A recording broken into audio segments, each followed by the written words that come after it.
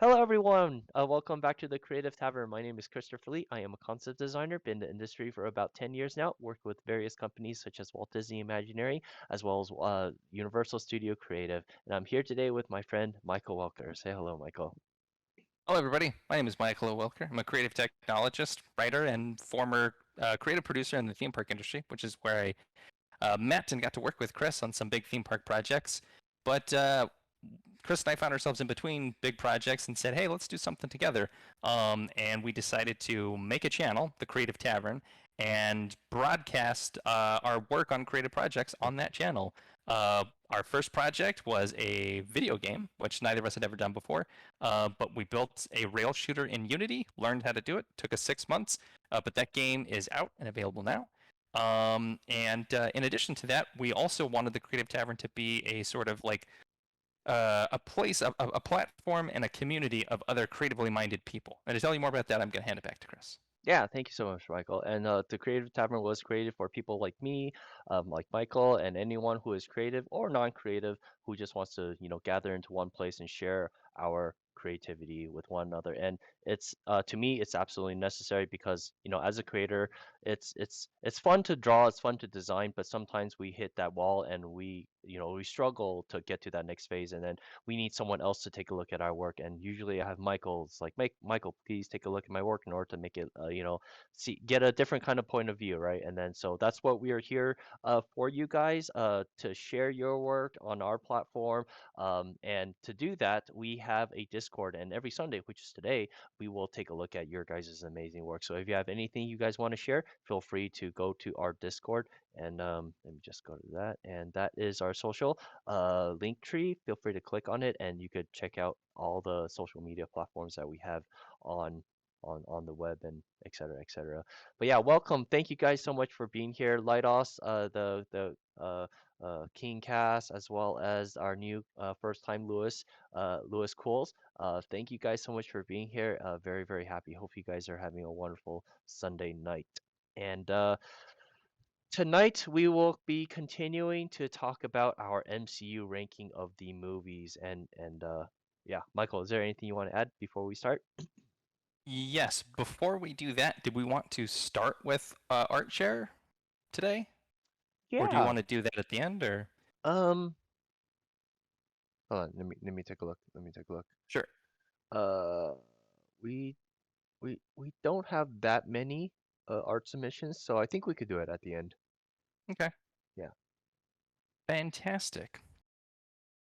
Then, yeah, just to kind of intro what we're doing tonight, as part of my philosophy towards creativity and creative projects, I think it's really important to work hard and also to take a rest. Um, in between, like little rest throughout the day when you're working hard on something, but also like bigger rest when you work on a bigger creative project. So once Chris and I finished the rail shooter, we decided we were gonna not jump right into the next big creative project, whatever that might be, but we're gonna take some time and just do something fun. And so what we thought might be interesting is to go through all of the Marvel MCU movies that have been released and that Chris and I have seen, and do a tier ranking list. And so that's what we've been doing. And we Yeah. are almost to the finish line. We're doing Endgame today, and then we've got, I think, just three more we're going to do Hmm. after Hmm. that. Yeah. Sweet. So let's go ahead and get started. Let me share my screen really quick. And go to screen number 4, and go live right now. And then I will go here. And then every single time, it's always so different. Let me do, is it this one? Yeah, all right, cool. All right, just to let you guys know, heads up, Michael and I have been working on this list for the past few weeks, and this is what it looks like currently. We'll let you guys know what's our top movie so far for me, but my number one S tier is Thor Ragnarok. This one right here, yeah. Followed by Civil War, Captain America, and Infinity War. And for Michael, his uh first S tier placement, his favorite one is Infinity War, and then Thor Ragnarok, and then Guardians of the Galaxy 2. Moving all the way down the list, we have the worst movies on the list, which for me is Iron Man 3. Iron Man is one of my favorite characters, and they poo and shat all over the place with this movie. I did not like it. I did not like it. And Michael agrees, because this is his worst movie also as well on his list. And for and for all the Rotten Tomato audience score, they oh yeah, I totally forgot, man. They brutally like put Captain Marvel at F. I was still a little bit shocked. It's like, wow, they really did not like her at Yeah, all. they really hated it. Yeah, and for the critics on the audience score for the critics, Black Panther is the number one placement right now, and apparently audience don't have anything for S tier yet. Hopefully that'll change tonight. I think it's gonna change tonight. I'm not really sure. I think it's going to change tonight. And then their top ranking is Captain America: The Winter Soldier. It's a really good movie. I don't think it's like the best, but it's like I mean it's a really good movie, but holy cow, it's like nothing is above that. It's like wow. Huh. Yeah, shocking, right? Yeah, and Infinity War is all the way at the bottom of the yeah, it's Yeah. so What weird. the F? I can't believe that one. So weird. I But think yes, Infinity War is a masterpiece. yeah, I agree. But tonight we will be talking about Endgame.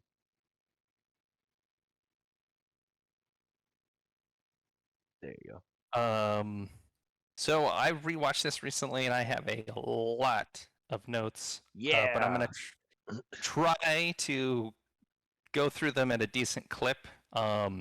But we can do the same thing we've been doing. Like I'm Mhm. happy to bring up one of my notes, and then we can kind of both jazz about it for a little while, and then Yeah, once we get all the way to the end, we can each give a ranking, and we'll go from there. sounds good.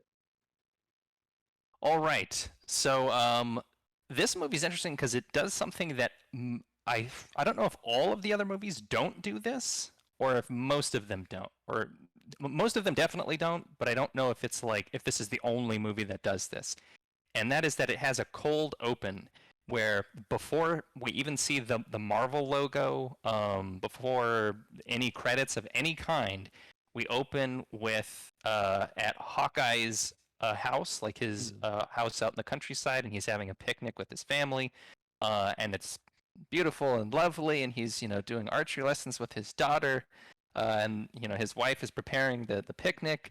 Um, and then Hawkeye, he's having a great time, smile on his face. It's a beautiful day. And he turns around and everybody's gone. And this is the moment Heartbreaking, man. where, yeah, So heartbreaking. where Thanos snapped his fingers and Hawkeye's entire family was, you know, Hmm. Thanos. Um, what did you think about that, Chris? I thought that was really heartbreaking. I thought that was oh man, like it was cuz in Infinity War we didn't yeah, Infinity War we didn't really get a lot of Hawkeye, and then so to see his part in the beginning I was like, oh, okay, this is what Hawkeye was doing. That's kind of cool. But yeah, to see all his family get dusted. I mean, you kind of know exactly what's gonna happen, right? It's like, oh, some shit's about to go down, Yep. something's gonna happen. It kind of reminds me of the whole Ant-Man 2 at the end Mm-hmm. as well. For that was more for the audience, but what happened to Hawkeye was more for Hawkeye. It's like when Mm, we see like what you call it, Ant-Man's, the the Wasp and Kurt Russell's character, I can't, and Michelle Pfeiffer, I can't remember their names right now. But when they like dusted, you're just like, oh shit, that sucks. And then like Ant-Man's like trapped in the quantum realm, right? But in this case, for the opening of Endgame, it's all about Hawkeye's family, and then he's like he is basically like he lost everything. Right there, his whole family is gone, and that's just like it hurts so much. And just want to read what King Cass said. Winter Soldier is the best. The action, the acting, the Evans. Yeah, he also says Infinity War was amazing, better than Endgame by a lot to me. Ooh, wow. wow, wow, nice, Them's nice fighting to words say. for Chris. I know, fighting. I like it. I like it. Yeah, I agree. I feel like that was a real emotional sucker punch right at the beginning. And it's interesting because like it really sets the tone for, I think, the good first like half hour to 40 minutes of this movie, um, which we'll talk about as we kind of go through here. But in like writing my notes this time, I noticed something that they did in a way that I hadn't before. I was like, oh wow, that's actually pretty clever. That's pretty smart. Mm. And this is one of those scenes. But it was just, and they get like even more mileage out of it by doing it as a cold open, by like not having anything else shown before. Like just the camera immediately opens on this picnic. You get this tragic moment. Then we cut to the Marvel logo and the credits and all that stuff. And I was like, oh Yeah. wow. And I did put one little note here. I was like, it's a little annoying that everybody got Thanos except Hawkeye. Like, that's kind of convenient. But, you know, it's better storytelling that way. So, like, Yeah. I completely forgive it. I mean, if you can imagine if he has one kid left, he can't go off, killing people. He has to Have his stay at adventure home. in Yeah, Tokyo. exactly. He can't be Ronin, right? If he has a one kid left, he has to like stay home and take care of that one kid. So Totally. yeah, it's all story. Yeah. Yeah. I mean, I'm not complaining about it. It was just a little thing that's like, well, technically, it doesn't seem very random. Yeah, right. Um, but I think that was the right decision. Yeah. And then we cut from there to the like only survivors from Titan flying home on the Asgardians, or not on the Guardians of the Galaxy ship, is Nebula and Tony. Mm. It's just them on the ship. Uh, Everybody else who went to Titan got Thanos, and the situation's really bleak. They only had a certain amount of battery power that they were able to fly with, and when when we get there, Tony's like completely emaciated. He looks like he's starving to death. His eyes are bloodshot. He looks terrible. And he's doing this like video recording using one of his like old Iron Man helmets. And it's a pretty bleak recording. It's sort of like hey, the batteries are gonna die tomorrow. That's the end of the oxygen. So this might be my last recording. It's one of those messages. And you're like, holy crap, Yeah. that's heavy. Um, they also break that up a little bit because there's some fun, there's some levity between like Tony and Nebula, where Mm. she's very robotic, and Tony's very charismatic and a bit sarcastic, and they're like playing table football, right? Where Yeah. he's like trying to teach her how to do it, and you know she wins, and he's like, "That's it, you won. Did you have fun?" Yeah. And she's like, "Yes, it was fun."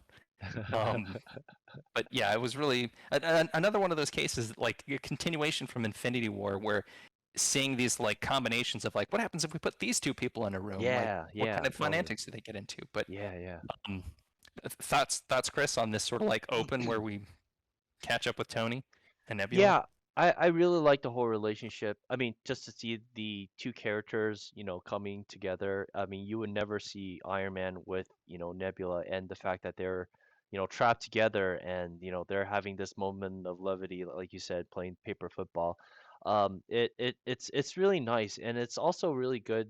Uh, it's it's always really heartwarming to me to see that, Nebula is becoming more human than the soldier slash machine that she really is, that she's actually becoming, more compassionate, and seeing her, um, shove, not shove, but like, Tony is offering her food, but then she's like, you Mhm. probably need it more than I do, so you go ahead and eat, So Nebula is a great character. I mean, I think she's overlooked by a lot of people, but I really like Nebula because she goes through some crazy shit. I mean, especially in uh Guardians 2, right? We see her, just break down trying to, beat her sister, but at the same time, she still loves her sister very, very much.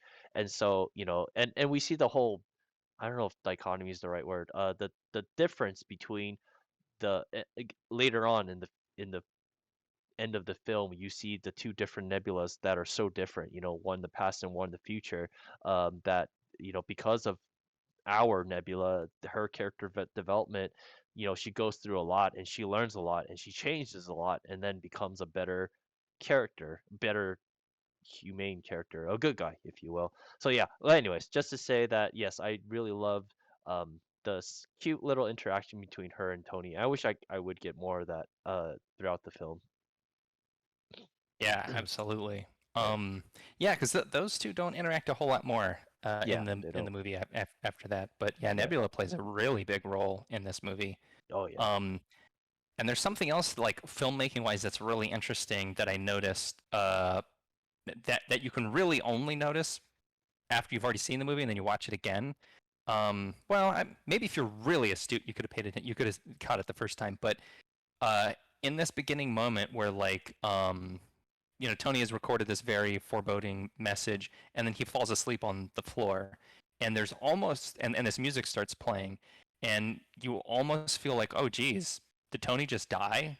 Like it's kind of ambiguous on whether or not he might have just like passed away right then and there. Yeah. Nebula like picks him up, puts him in a chair, puts a blanket on him.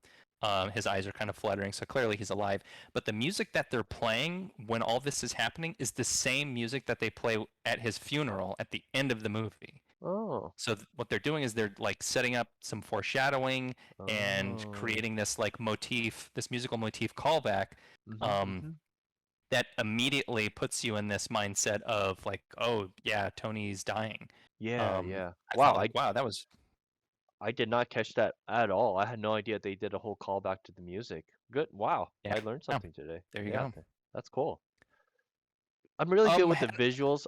I'm really horrible with the sounds. Like the mm, music gives me emotions, but I can't be like, "Oh, there it is. That's that part from that that's other the cue part right and there. it's the thing that relates callback and blah blah blah blah blah." So, yeah. Um, and like so all of this is happening, you're like, man, these guys are screwed. Like how are they possibly going to get out of here? They're just like in this ship that's dead in the water floating in space. um and there's this close-up shot of Tony while he's like so weak that he can't even keep his eyes open, and then there's this glow on his face that gets brighter and brighter and brighter, and eventually like opens his eyes and he's like trying to see, and then outside of the cockpit it's Captain Marvel, and I was I like, call what? Yeah. I call bullshit on that. I mean, Why? space Oh, like is how could she possibly find yeah. him out in the middle of infinite space? Yeah, yeah, yeah. It's like, well, hold on, let me think. I guess they can make an educated guess.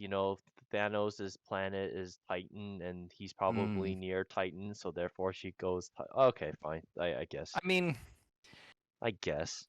realistically, you're absolutely right. I mean, in space, holy shit, is it hard to like detect? Mm, Like, even if the distance was just from Earth to the moon, trying to find something out there would be as small as like, a space shuttle or something would yeah, be really, really hard. yeah, yeah, yeah. Um, so yes, that's an absolutely fair and valid point. But again, it's one of those things where I'm like, it's Yeah. it's better for the Sorry. story to Yeah. do it this way. King Um, King King says he dies by the end. yep, Uh spoilers. oh no, spoilers. No wonder you like Infinity War better. You haven't seen the end yet. Yeah. Well, yeah, I'd be shocked. Like if you're not kidding, King, and you actually like walked out of Endgame. Oh my goodness. Ah, Um, but yeah, Tony makes quite the sacrifice by the end, yeah. and it's perfect. We'll get to Yeah. that. Yeah. But yeah. All right. What else? So Captain Marvel saves Tony, flies the ship back home, and then there's this reunion where Tony, Cap, and Pepper, they all kind of like reunite, and they're all seeing each other for like the first time since all this crazy shit happened. It's really sad. Oh, and then there's this beautiful, sad little moment where like um, Nebula is sitting on the stairs that come down from the ship, and then Rocket goes and sits down next to her and Oh holds her yeah. hand, and Yeah, he's yeah. just like completely wrecked because it's just the two of them. They're the only ones who made it. Yeah, yeah. Um, and this, there's just so much emotional like heaviness right there, and this like really continues. This next thing that I have here is Avengers get Tony and audience up to speed with the state of the world post Thanos. Oh yeah, so I thought this was really clever. Since we start with Tony and we come back to Earth with him, he like doesn't know what the hell's going on, and that's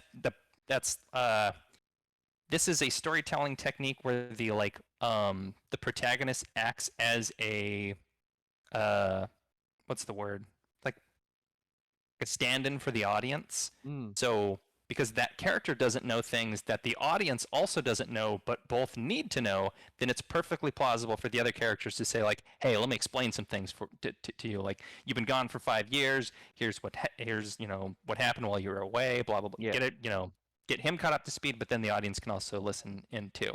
And sometimes it's really annoying if it's done poorly because if it's like two characters who've known each other for their entire lives, and this scene is like, Bob, we've known each other for 20 years. Ever since, our parents moved into the same housing, like you guys already know that. Like, what? You would never have that conversation with each other. You're clearly Yeah. only having that conversation for the sake of the audience, and it feels forced and unnatural. So Right. doing things this way, I always appreciate because it's so much more natural and clever. It's more clever than, just cramming it in there. Mm, mm, So we kind of get caught up on the sort of state of the world, and then this is interesting. I kind of like didn't expect this, but it's perfect and it's so good. After the sort of like getting Tony up to speed, his reaction is he's like really pissed off. mm. He gets really mad at Captain America. He's like, I said we needed a suit of armor around the world, even if it impacted our precious freedoms. I said without it we'd lose. And you said we'll do that together too. Well, guess what, Cap? We lost. And Yeah. you weren't there. I got nothing for you, Cap. No coordinates, no plan, nothing. Nada. Zip. No trust. Liar. Like, he's mad at Yeah. Steve. Yeah. And he gets so upset and he's in such a weakened state that he ends up collapsing and they have to like hospitalize him on campus. But I was like, wow, that was awesome. Like so Mm. much emotional drama and character drama. But your thoughts, Chris?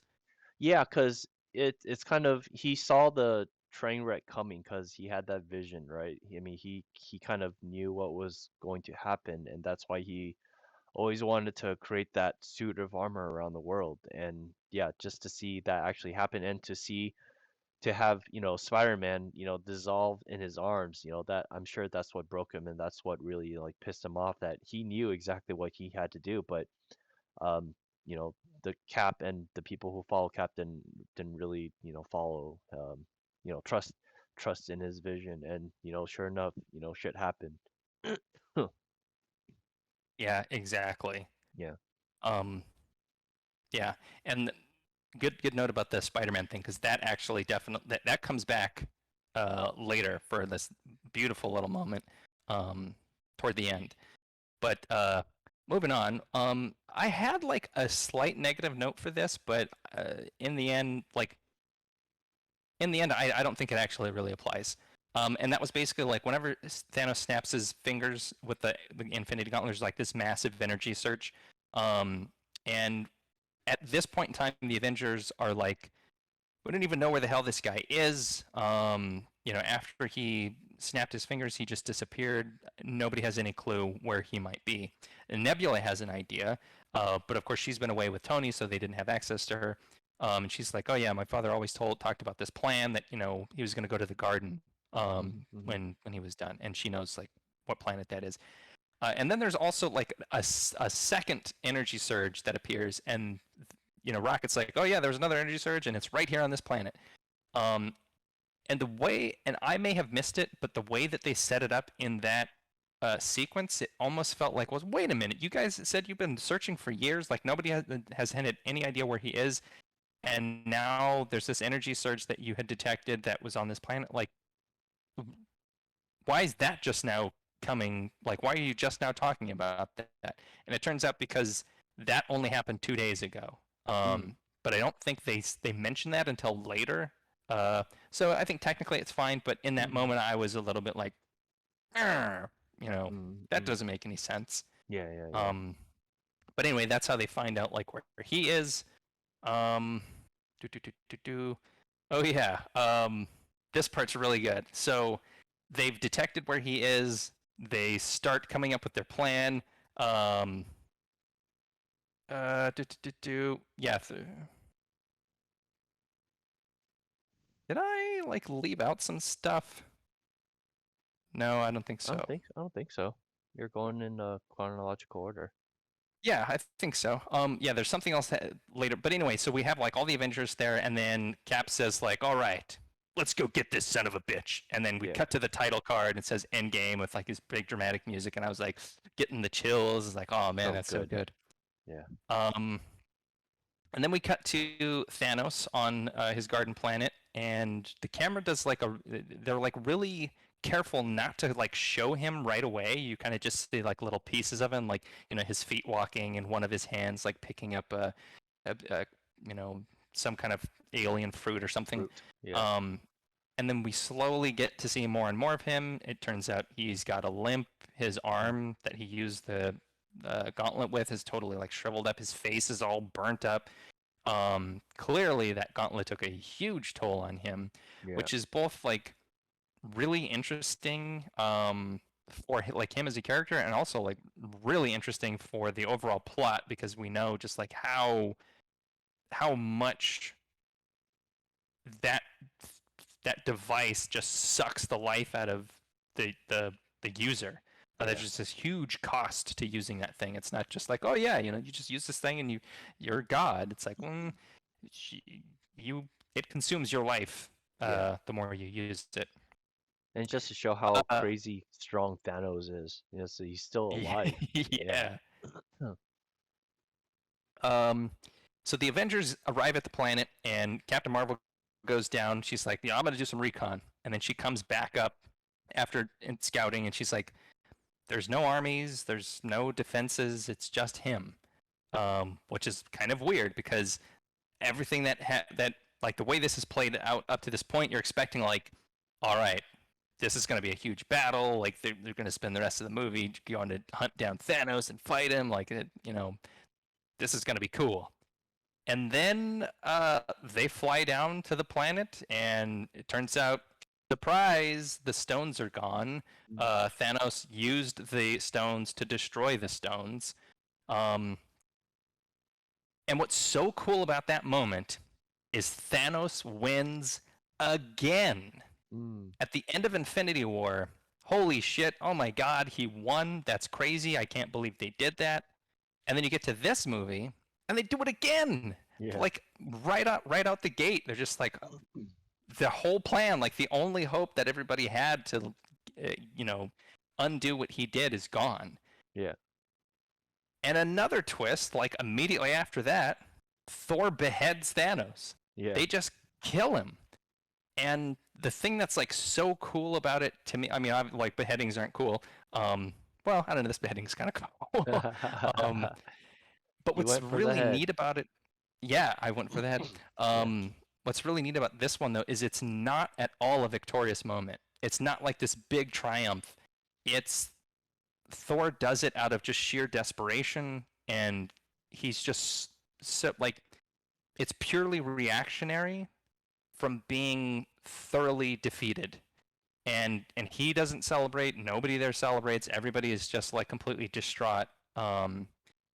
And it's like wildly surprising for the audience. Here's the big bad that we presumably, like at least I thought we were going to spend the whole movie chasing this guy and fighting him, and he's dead already. Like Mm. within, see, 20 minutes, less than 20 minutes into this 3 hour movie, this happens. Um, what did you think about all that, Chris? I thought that was I thought it was good. It shocked me. I was like, oh shit. Okay, Thanos is dead. Who's the enemy? You know, it's like What the fuck what? happens now? Yeah, what are they gonna do? Yeah. So it was a shock, and yeah, I would imagine like if I was part of the team and to find out that the only hope left is destroyed. I mean, he destroyed it, right? It's like wow, you really can't press undo and get the people back because the stones are no more. And it also goes to show Thanos's character. He purely did it for the sole purpose of balancing balancing the world, right? And it's not for selfish reasons. I mean, he could have created his own reality, built his own empire up and, ruled the galaxy, but no, his main purpose was to bring balance to the universe, and he did that, and then he wanted to make sure he solidified it, and he sure enough he did. So kudos to him. Yeah, exactly. Yeah. Um, all right, moving right along because I've got a lot of notes. We're only Yeah, 20 yeah, minutes yeah. in. Yeah. So after that happens and everybody's sad and somber, we cut to 5 years later. Um, and where Captain America's like running what's basically like an Alcoholics Anonymous, support group kind of thing, but it's for, just people who are struggling with being the ones left behind after half Yeah. of the world, half of the universe got Thanos. Um, and this scene with along with a couple of other scenes that take place over the next, I think, like 10 to 20 minutes, so getting us like well into like half an hour, 40 minutes into this movie, are just driving the point home. Yes, just in case you weren't just in case it wasn't clear, Thanos won. Like he really, really won.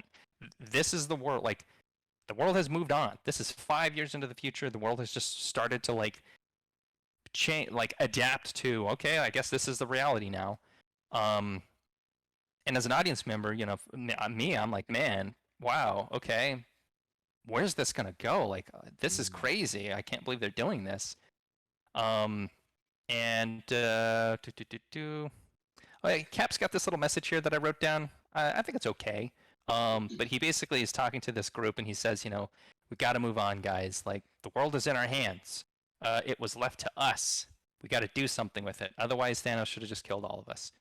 Um, you know, being Captain America, trying to give a pep talk and get everybody rallied as he is so good at doing.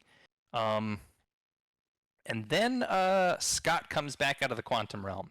He ends up in his van in storage, and he's confused.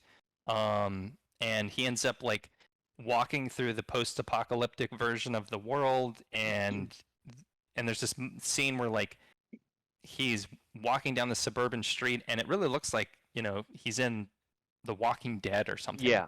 I was saying Um, that's thinking that too. Yep. yeah, and this kid like rides by on a bike, and Scott's like, "Hey, kid, what the hell happened here?" Yeah. And the kid just like glares at him and drives on. Um, and then Scott visits the memorial with like all these names, and he starts freaking out. And he's like, "Oh my Yeah. god, oh my god, oh my god, Cassie!" And he's like searching for Cassie's name. That's his daughter.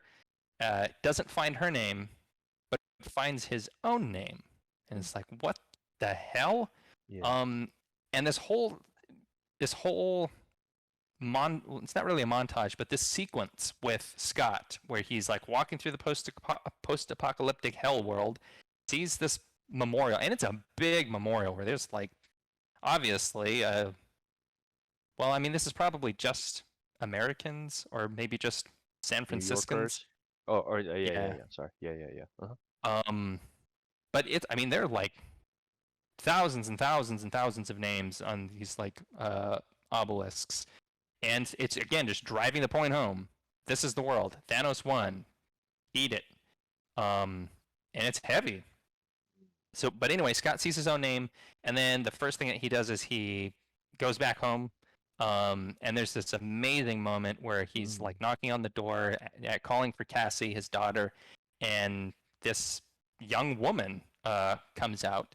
Um, and it's Cassie. Obviously, when we last saw her, she was 5 years younger. So now she's probably like 12 or something. Now she's like 17, 18, almost an adult or something. Yeah.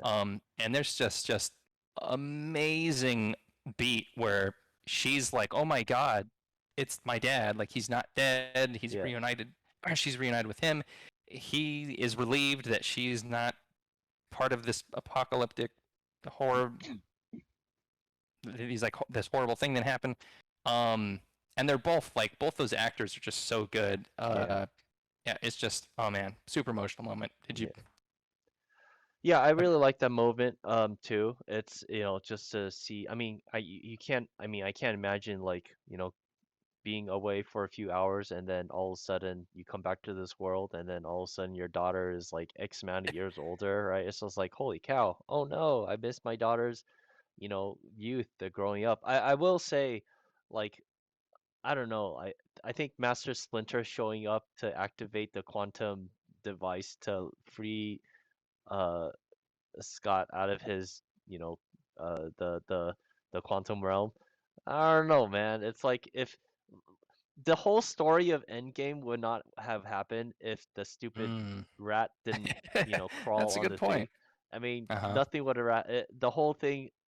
We should thank the rat for kickstarting the whole, saving of the world. Because without that rat, nothing would have happened. Yeah, that's a really good point. I didn't even think Yeah. about that. Yep. The rat that saved the world. Yep. Um, so after the Scott reunion, we cut back to the Avengers campus, and they're kind of like going through the motions. There's this scene where Black Widow, Natasha, she's in person, but she's checking in with these holograms of all the different like Mm. Avengers and like Avenger adjacent folks who are checking in about like, hey, things are a-okay over here, and like, oh yeah, I'm still looking, trying to hunt down this gang leader in Mexico or whatever. Um, and she's eating a peanut butter and jelly sandwich, and she's just like miserable. And once all of the video feeds go away, she's basically just like eating the PB&J and crying because she's just so sad. And then Cap shows up, kind of out of nowhere, and he says, I'd offer to make you dinner, but you seem pretty miserable already. Which that was really good. Um, and so then, while those two are kind of hanging out, Scott shows up at the Avengers campus, and they let him in, and it's kind of this exciting thing. He's like, "Hey, is that archive footage?" And Nat's like, "No, that's the front gate." So then they're talking with Scott. He's all crazy excited and basically says like, "Yeah, I know you guys like." I know 5 years have passed, but I was only in the quantum realm for 5 hours. So there's something weird going on with time. I think if we can enter the quantum realm at one point in time and exit it at another point in time, maybe we've got a chance. Maybe we can make this right. Pretty exciting. And I've got a note here for foreshadowing. Oh yeah, this actually was kind of cool. So we cut to Tony. He now lives in the woods. Mm. I think he's married to Pepper at this point. They're definitely a couple, and Yeah. they have a child, who's this beautiful little girl named Morgan. Mm. She's super cute, and anytime she's interacting with her dad, it's adorable. Yeah. Um, but when we first see her, she's wearing an Iron Man helmet, and Tony's like, "Hey, where did you get that? That's a special anniversary gift for your mom." Um, and it's the helmet that Pepper wears in the finale when she's like, shows up as uh, in her own Iron Man suit. Yeah. So I thought like, oh, that's pretty clever. It's not just like some random thing lying around Tony's shop. It's actually Yeah. a setup for later. Yeah. Okay, so this is interesting. And it's not in the movie. I actually found out about this outside of the movie, but so Tony's hanging out. Natasha and Steve Rogers and Scott show up, and they're like, "Hey, Tony, we need your help. We think time travel might be possible, but we need somebody as smart as you to help us figure it out." And Tony rambles off a bunch of like gobbledygook. At least I thought it was gobbledygook. He says quantum fluctuation messes with the Planck scale, which then triggers the Deutsch proposition. Can we all agree on that? And he's basically like poo-pooing the idea of like time travel. And so I looked this stuff up. It's like, well, what the hell is the Wow. Planck scale? What about the Deutsch Uh-huh. proposition? Um, the Planck scale is like this universal limit beyond which the like laws of the known laws of physics break down. Like we don't really understand what happens beyond that. That's the limit of my knowledge about the Planck scale. So that's that, which is kind of like, okay, we'll give him that. The Deutsch proposition, though, is actually based off of a real living professor named David Deutsch, who's a physics professor, and he was interviewed about like, hey, what do you think about them dropping your name in Avengers Endgame? And he says, since I now exist in the canonical Marvel universe, I have officially become a comic book character. So he was Ah. like super proud to have been a part of the movie. Still, though, uh, he was like, that doesn't, I'm honored, but what they say is just a bunch of techno babble. It Yeah. doesn't really mean anything. Yeah. But I thought that was really interesting that there's a real guy out there who was like got to be in he's an official canonical character in the Avengers now. Yeah, that's pretty cool. King Cass says, they don't call her by the name in the movie, but her armor slash alias is Rescue. Rescue is Ooh, the cool. character name for Pepper Potts's Iron Woman armor. Yeah, Rescue. Sure. That's cool. That's awesome. Thanks Yeah, for that, awesome. King. Yeah. I had no idea. This is why we like having King in the chat when we're Yeah, doing MCU stuff. yeah. Um, so Scott pitches this time heist plan. Tony's not buying it. He says no. Wishes them have a nice day. Thumbs up for me. I like that. Good conflict there. And it makes sense because it's like this real personal thing for Tony, where he's like, messing with that, things could go real wrong, and everything in my life is going real right now. I can't risk Pepper and Morgan and the life that I have. So no, guys, sorry. And then so Scott and Natasha and Cap are like, well, geez, where are we gonna find another big brain? A brain as big as that one. Yeah. Cut to them hanging out with Hulk, who is now he's now Smart Hulk, where he's basically he's like the midpoint between Banner and full on Hulk, where he's basically as big as Hulk, but still Banner's like completely in control now. I think that they And call so him Professor Hulk is the Professor Hulk, is that what it is? yeah, I think that's There what you it go. is. Yeah, So he's Michael, Professor Hulk um, now. I gotta check something upstairs. Yeah. I hear leaking water. So Oh, feel free to keep talking. I can still hear you, so I can also okay. respond. So go ahead, keep Okay. talking. I'm gonna check really I quick. hope it's not anything bad. I'm gonna read something that King put in the chat here. Um, King says, I'm gonna be a little distracted, but I'm listening. So call my name when you get to Hawkeye in Japan. There was something I wanted to say. Absolutely, King. And King also says the comic book name is Professor Hulk. So there you go. Oh, nice. Um, Thanks, King. And yes, we'll definitely give you a shout out when we get to Hawkeye in Japan, because there's something that I want to say about that too that I didn't notice until this recent viewing, and I thought like, wow, that's really impressive. What was it, Chris? Is everything fine? Yeah, it's just the faucet dripping water. It's like drip, drip, Oh, gotcha. drip. Yeah, I gotta fix that. Um, okay, so this was one little negative that I had. We cut back to Tony. It's nighttime. He's like doing the dishes, and he's like looking at this photo of him and Peter Parker. And then he starts messing around on one of his like workshop tables with a big like hologram thing, and like, whoops! I just figured out time travel. Like it's just this. It just kind of happens. And I was like, yeah, come on. Um, it's not a deal breaker though for me, because it's like it's not really that big of a deal, and it keeps things going, and it's completely believable that Tony would eventually figure it out. They just kind of like cut to the chase and get it done quickly. Yeah, right. And I also give them a little bit of extra credit, because at this point we're 45 minutes into the movie, and and the whole time they've just been driving home. Thanos won. Like seriously, Thanos truly won. Like he really did beat the good guys. Like there's no coming back from this. So I'll give him a pass on this Tony figuring out time travel instantly. But Tony's alone, and we cut back to Hulk with the rest of the crew doing their own time travel testing, and they're like trying to send Scott back. But each time he comes back, he's like a different age. So at first he's Scott, then he comes back as like a little kid version of himself. Then he comes back as like the old man version of himself. Then a baby, and then he's back to Scott again. Yeah. And then like at the end when he's finally back to himself, he's like, somebody peed my pants. I don't know if it was baby me or if it was old me or just me. Yeah. But that was pretty good. Yeah. Tony plus Cap.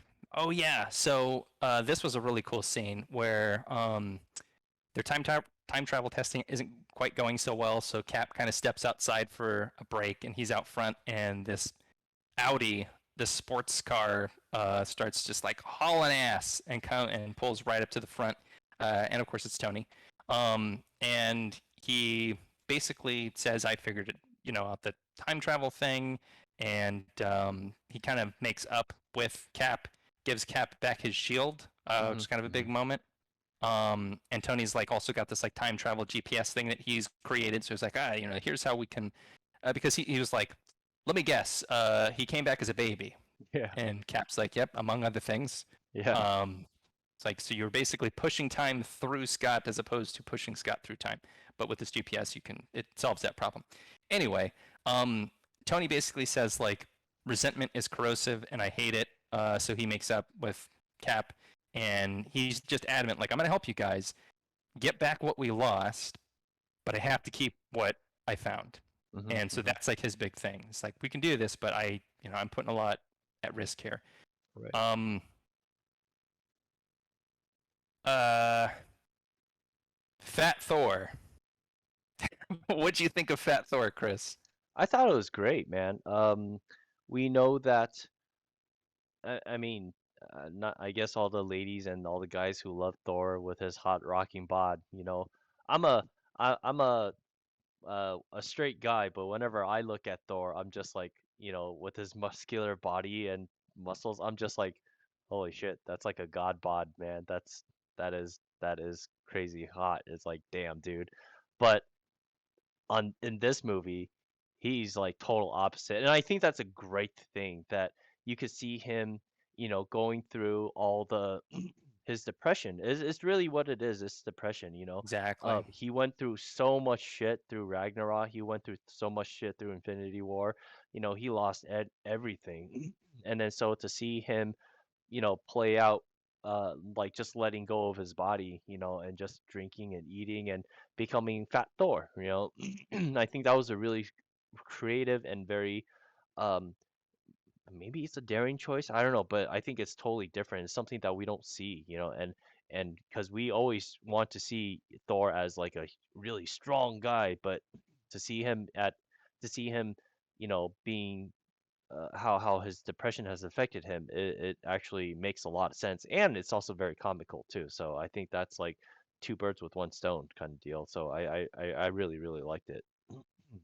Yeah, yep, I couldn't agree more. Yeah. And it's interesting because like where we get to like this scene with him is exactly what you said. Like he's gone through so much shit that he loses it at this point, and his the condition of his body is an outward reflection of the condition of his inner mental state, Right. because he's throughout this whole scene, he's kind of like living in a totally different reality where like Thor, or not Thor, Hulk and Rocket come in, and he's like not even paying attention. He's like, "Oh, are you guys here to fix the cable?" Yeah. And both Rocket and Hulk are like, "Oh my God, it smells like something died in here." And Yeah. there's beer and pizza all over the place, and they're just playing video games. Um, and Hulk says, like, "Hey Thor, we need your help, man. Like, we think we might have a way to fix things." And he's like the cable, like fix the cable? No, like Thanos. And Thor loses it. He like starts to clench his teeth, and he starts to like cry, and he's like, "Don't you say that name." Um, and man, it's just so powerful. Like it's just so good. And Hulk has this tender moment with Thor where he goes over to him and says like, "Hey, I get it, man. You're in a rough spot. I've been there. And you know who helped me out of it? You. It was you." Mm-hmm. And that's a callback to Ragnarok. And doesn't matter though. Thor says, "Nope, we're fine here. Whatever it is you are offering, we're not into it. Don't care. Couldn't care less." And then he's like eating junk food while all this is happening. Um, and they finally manage to get him out of there because Rocket's like, we got beer on the ship. What kind of beer?" Yeah. But it's just such good storytelling to like have consequences from the previous movies and have a character who is in such like it's the most interesting to watch the character who has the farthest to go and grow in order to achieve their their character arc and to like be victorious. If which is one of the reasons why it's not very interesting when you have some of these superheroes who are just so powerful and don't have any flaws and have nowhere to go. They're just like completely decimate everything. Like that's not very interesting. Right. Like Superman versus some random pickpocket off the street. That's not very interesting. But you put like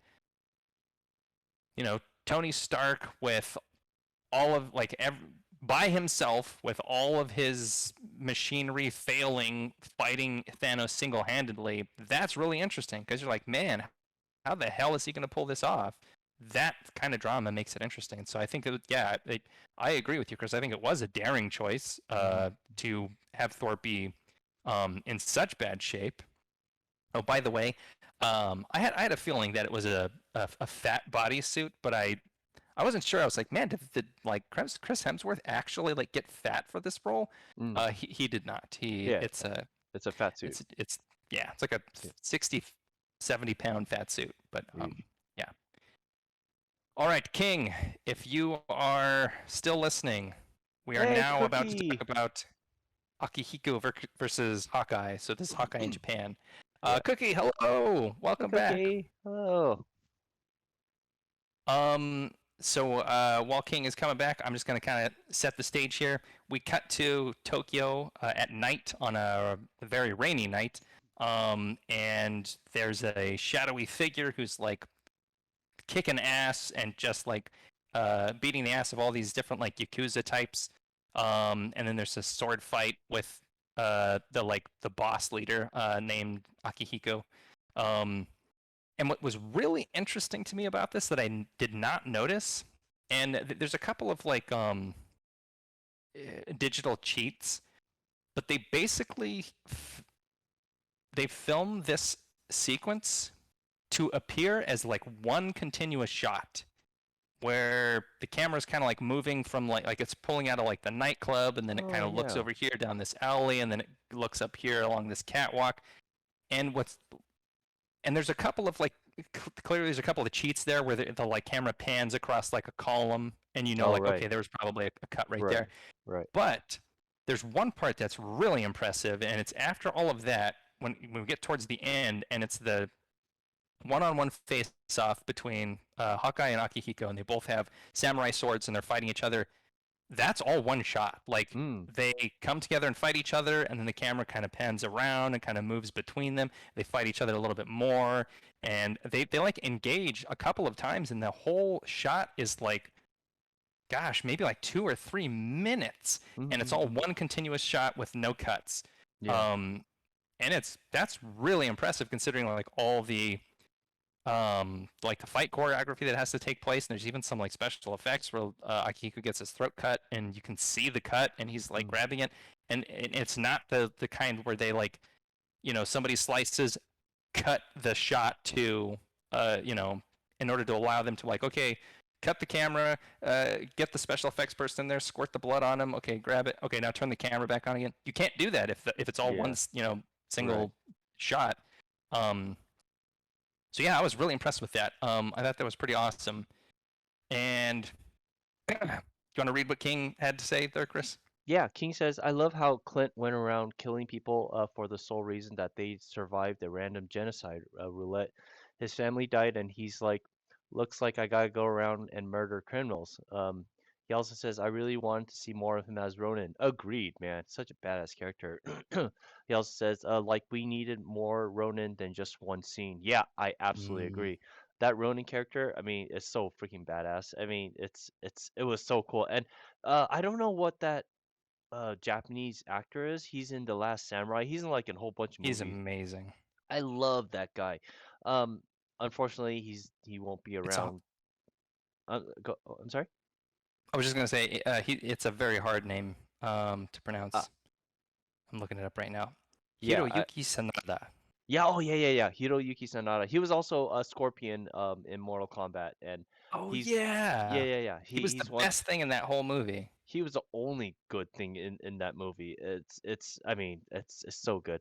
But yeah, unfortunately, he's now dead in the MCU. So now we can't get him Yeah. back anymore. It's unfortunate. Damn it, Ronan. Boo. Damn it, Clint.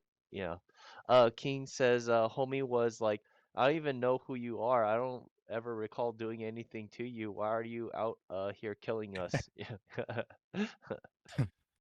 Because you're Yakuza. Yeah. So, and then Black Widow shows up. She recruits Hawkeye quite reluctantly. He goes with her. Hmm. But then the sort of like the pointer scene begins, which is uh, screenplay speak for the scene where we kind of all get together and say like, okay, here's what's going on. Here's where we're gonna go next, and it comes from Raiders of the Lost Ark. Um, in that movie, towards the beginning, uh, Indy is teaching at the college campus, and then he kind of gets called into this room. They say like, "Hey, there's some gentlemen from the government here that they want to see you," and they start asking about the Ark of the Covenant and what the heck is that. And Indy's got this like chalkboard, and he's like using a pointer to like point to like, oh, here's like here's what it is, and it's got he's explaining everything. So it's like the pointer scene. It's a way Hmm. to kind of like dump the information that we need to say where the plot is going to go from there, because they also say like, oh yeah, you need to go find Ravenwood, like he's got the thing. Like, okay, great, are you in? Yeah, I'm in. And then they're off on the mission. And so we get to that scene here in Avengers where all of the Avengers are kind of assembled. They know that they're going to do this time travel thing, and they're planning out like, okay, we need to go get all these different stones. Like, when are they? Hey, actually, if you pick the right year, there's 3 stones in New York. New York, yeah. Um, so they figure out their whole plan, and then and I put a plus here because I was like, this is a really cool idea, like super high concept, and it's a really clear mission. Like, it's very easy to understand. That's something that kind of gets frustrating for me sometimes with a lot of plots, especially in superhero movies, where they just get overly confusing, and I just don't know what the hell's happening. Hmm. That was kind of something that happened like last time in Captain Marvel. There were large parts of that plot that I just couldn't follow. I just didn't understand. Right. And here's a movie about really complicated time travel, and it's very easy to follow what's going on. So yeah, so I thought it was pretty good. Yeah, I really liked how they set everything up. It was very concise, very simple and straightforward, and they all have a goal. So I like it. Yep. It was really, really good. Oats. Yeah. Cookie says, gonna lurk. Hope you guys have an amazing stream. Thanks, Yeah, Cookie. thanks, Glad to have you here. Cookie. Yeah. And thanks for lurking. Um, all right. So everybody's got their mission. They go through the time machine to all these different places. And one of the very first ones they go to is New York in 2012. Basically, during the finale of the original Avengers, Avengers. Yeah. which super cool callback. Really like A+ choice for like moments in the canon to visit. That one's pretty good. And Hulk goes off to get the Time Stone, which is Hmm. currently being guarded by the Ancient One Hmm. at the New York Sanctum Sorcerers. Sanctorium. There you go. Yeah. Um, and this is a super cool moment because it's like Hulk and the Ancient One presumably haven't really met before. Hulk's there and he says, "I'm looking for Doctor Strange," and she says, "You're about 5 years too early. Mm. Um, Doctor Strange is performing surgery right now, about 20 blocks that way, or whatever." Um, and Hulk's like, "Oh," he notices that she's wearing the Time stone. medallion, and he's like, Yeah. "Oh, actually, I'm here for that." And she's like, "Well, that's a problem. Like, you can't have that." And he's like, "I wasn't asking." And he's like hulking towards her in his big Professor Hulk form, about to take it, and she just puts one palm out, astral push, like she does the like astral projection of his body Mm. out of him, and like completely disables Hulk with one shot. I was like, "Damn, that's Yeah. so awesome." Yeah. I loved it. Um, that's something that I like. I I love because it's so it's so often done really poorly. I'll give you an example. The general concept there is that I I love that there are I love it when a story world has ways for characters to be powerful that doesn't require like physical strength. Um, when you look at the earlier Star Wars movies, that was the deal with Obi-Wan and Yoda. In Empire Strikes Back, there's plenty of scenes where Yoda's like, grabbing Luke's bicep and being like, this crude matter. This is not what is important. Like, he's trying to teach them that there's so much more to the Force and to being a hero than just, Mm. fighting people. Yeah. And that's what makes Yoda really cool. And then they completely flush it down the toilet in the prequels where he gets his little lightsaber and he's like spinning around and jumping off walls and shit. It's like, oh man, what made Yoda so cool was not that. Like, Mm. it was awesome that being a Jedi, being one of the most powerful Jedi, was meant that you didn't that even if you couldn't do that because you were this small, frail character, that you could still be a powerful, you know, being, a powerful entity. But then in the prequels, they're just like, oh, no, actually, he can just jump on the wall, off the walls, and it looks stupid and shit. I don't know. I hated it. So Mm. I always appreciate when something like, a superhero universe like Marvel, which has a lot of characters who are really physically strong and have a lot of physical power that, they're punching people and they're, like Hulk, punching entire buildings and shit. Um, to have characters who have abilities that are beyond the physical, even if, Mm. like in the case of the Ancient One, she's a very, like, thin, small, petite, old woman. Mhm. And she's still powerful enough to take out the Hulk with like Yeah. one shot. Like, that's awesome. I love it. Yeah. Well, it kind of makes sense because I mean she's like freaking Sorcerer Supreme, and she Hell doesn't need yeah. to be super strong. She's good at what she does, and she basically did pushed his soul out of his body. It's pretty crazy. Yeah. And then we kind of like cut back and forth to a couple different things, but the way this scene kind of wraps up is, um, Bruce's astral form is now talking with the Ancient One, trying to say like, "Hey, I really need that stone." Um, and she says, "Well, I'm sorry, it's the duty of the Sorcerer Supreme to protect the Time Stone." And then Banner goes like, "Then why the hell did Strange give it away?" And she's like caught off guard. She's like, "What did you say? Why?" Banner's like, "I don't know. Maybe he made a mistake." And she's thinking about it, like, or maybe I did. Strange is meant to be the best of us. And then Banner's also trying to like put it together, like, so maybe he did it for a reason. Still don't really know, but it's like that was pretty cool. And Mm. then she like, unlocks the stone and gives it to him. So that's how they get that one. But I felt like that's neat. Like it, especially because they're on this like mission to collect all these different stones, and most of them could have been just like battles, right? Like, Yeah. there's fighting, but they actually are very clever about most of them having these really interesting dramatic character interactions that result in getting the stone instead of just like dudes punching each other. And this is Right. one of them. Right. Okay, so then we cut to Thor and Rocket. They're a team. They've gone Mm. to Asgard to a specific time to try to like suck one of the stones out of Natalie Portman's character because I guess she's been infected with it. All this was from like the Thor Dark World movie that I never saw, or only saw like the first half hour of and then didn't Mm. watch the rest of it. Um, but it's really great because like Thor is just such an emotional mess, Mm. and he sees his mom, and this is the day Yeah. that she dies, and he's Yeah. like, he can't handle it.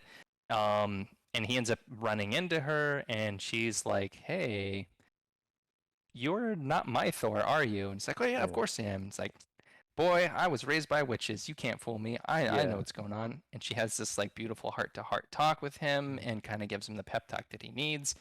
Um, and it's just awesome. And like that's how they get that stone. Like another stone sequence where there is really like no, I mean, there's a little bit of fighting because once Rocket steals the thing, then he's getting like chased by guards Yeah, and stuff, and they're like, yeah. "Stop that rabbit!" Um, but it's great because like these guys get it. Like these filmmakers just understand that that's so much more powerful and impactful than just fighting all the time. Right. Um, this movie is like shockingly emotional. Like there's so much of this movie that just leans into like takes the emotional dagger and stabs it into you and twists it Yeah. um, right into your heart, and it's awesome. I just love it. Um, but here's the thing that I was like, wait a minute, that doesn't.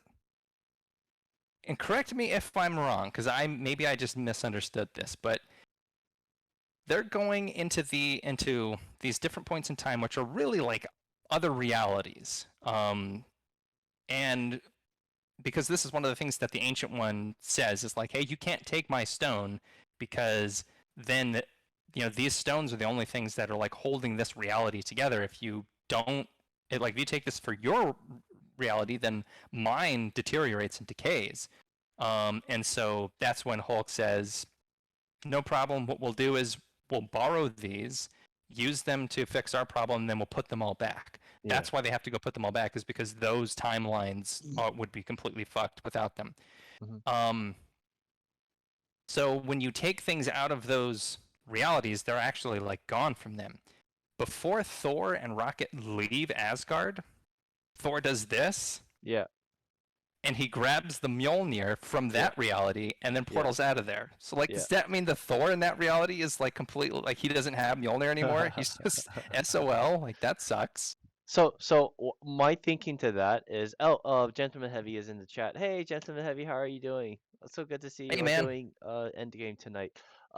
So what I think is, I think it's totally valid for them to take whatever the hell that they want. For example, hammers, Thor's hammer, is because, they are more or less just borrowing it. Yeah, and you're right. At that moment, he Thor is Mjolnir-less, right? And then, but the truth of the matter is, Thor could actually use that for all eternity. But as long as they jump back in time to that very specific moment, he could just, Captain America could be like, all right, here's the the hammer back, and then he jumps out, right? So I think that's a that's good point. totally plausible. But yeah, you're absolutely right. Like, it's like, oh shit, it's like he's taking someone else's hammers. Like, That what the hell, man? a-hole. I know. No, that's a perfectly plausible explanation, Chris. Yeah, Yeah, I buy it. yeah. Another thing that I really love is the Nebula connection. Since Nebula's got like so much cyber synthetic machinery that's part of her, when the nebula, our nebula, goes into the past, there's also the past nebula, Hmm. which, like you were talking about before, who has not gone on the character journey that our nebula has, where our nebula has um, grown and changed and kind of overcome her daddy issues, if you will. Sure. But past nebula has not.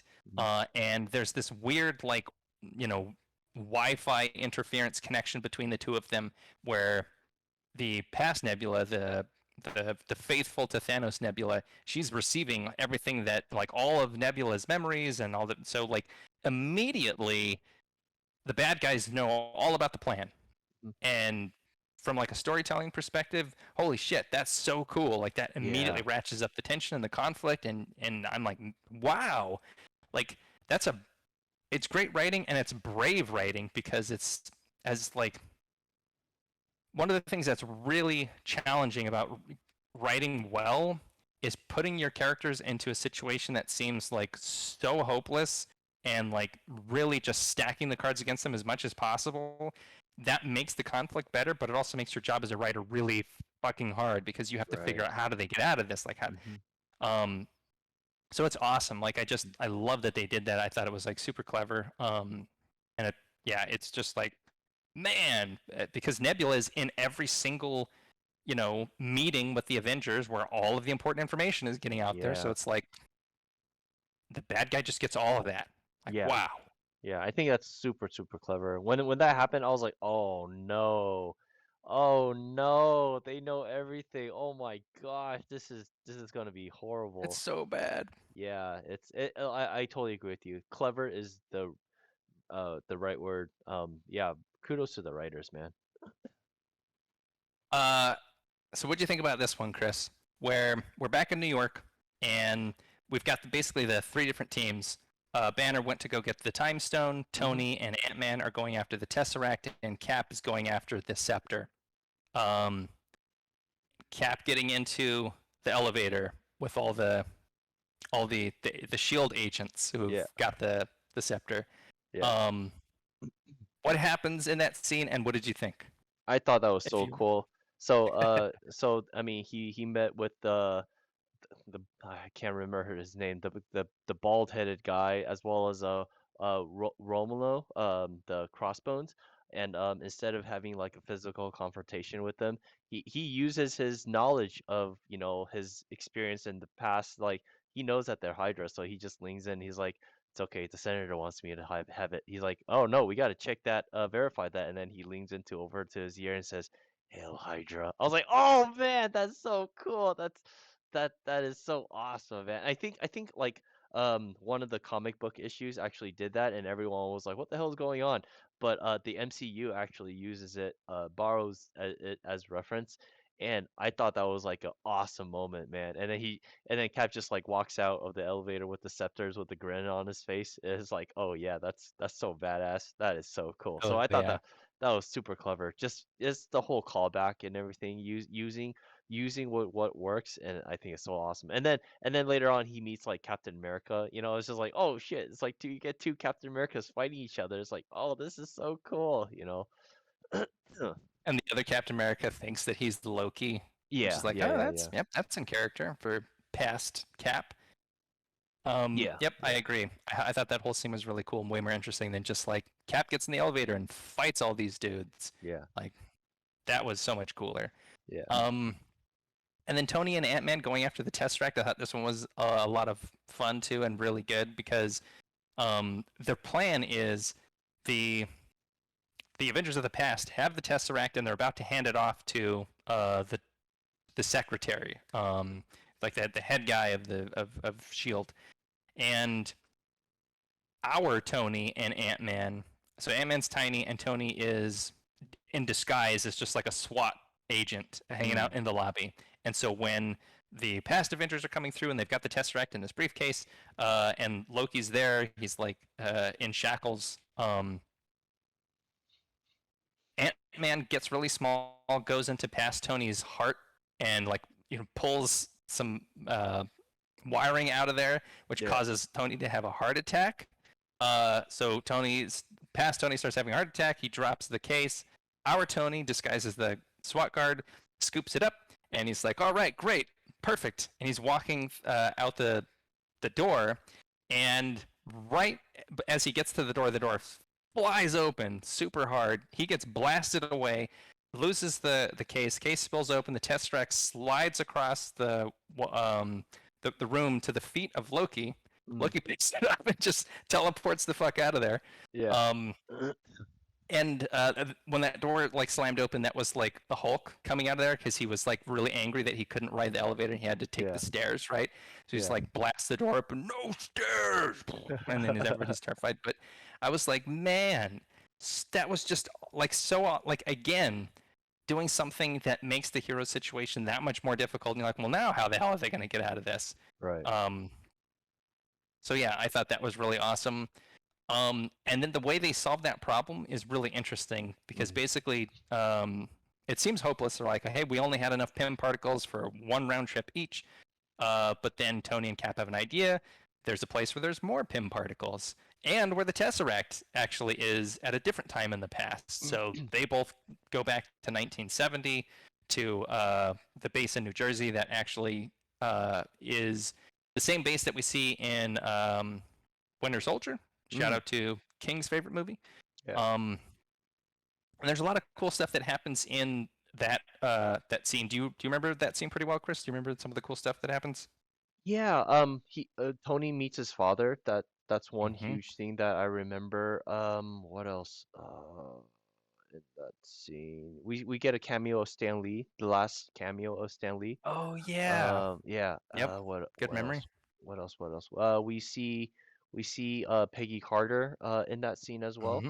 Hmm. We also see um what is it? Jarvis, the servant of Yeah. whatchamacallit, T Tony Stark's dad. Um, what else? Hmm. Yeah, that's all I can remember. Yeah, you basically hit everything. The only thing that I also have written here was we also get to see a de-aged Michael Douglas as Hank Oh Pym. yeah, He's yeah, like yeah, in yeah, his lab, yeah, yeah, and yeah, then they give him a crank call and he goes running.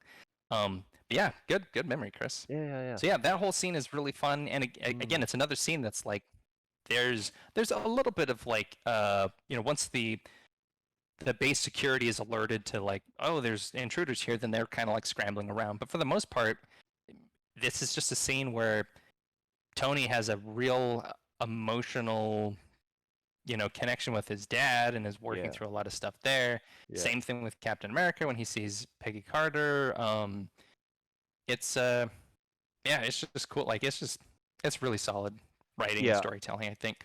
I really like the fact that, Tony got to hang out with his dad a little bit because at that moment in time, he both, Tony's dad, he was Howard is his name. He was pregnant with his wife, and they're Hmm. about to have Tony, and Tony also has a kid too. So they're more or less kind of on the same fatherhood spectrum, and so it's interesting how Yeah, they're able to share experiences, as father and son, and it's very emotional. I love the whole, again, it's the whole relationship aspect of the movie. It's not the fighting that I love, which I love, but it's more yeah, of the action's good.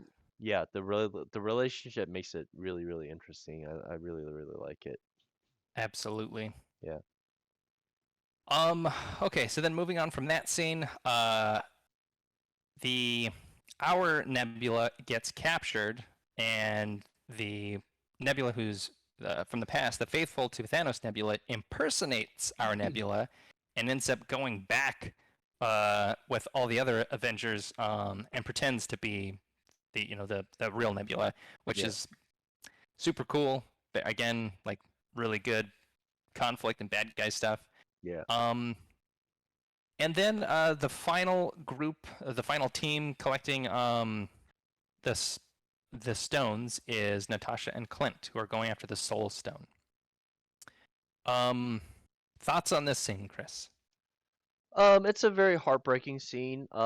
It's very, I mean, luckily they actually, if it was actually some two random heroes that don't really cares about one another, then this wouldn't have Yeah, worked at all. It just so happened it was Clint and Natasha that went together, who very much love one another, as friends and companions. That they had to make a hard choice, and yeah, it was very very sad, and it was also very cool to seeing the Red Skull again. I always love seeing the Red Skull. He's a really cool character. Um, but yeah, and it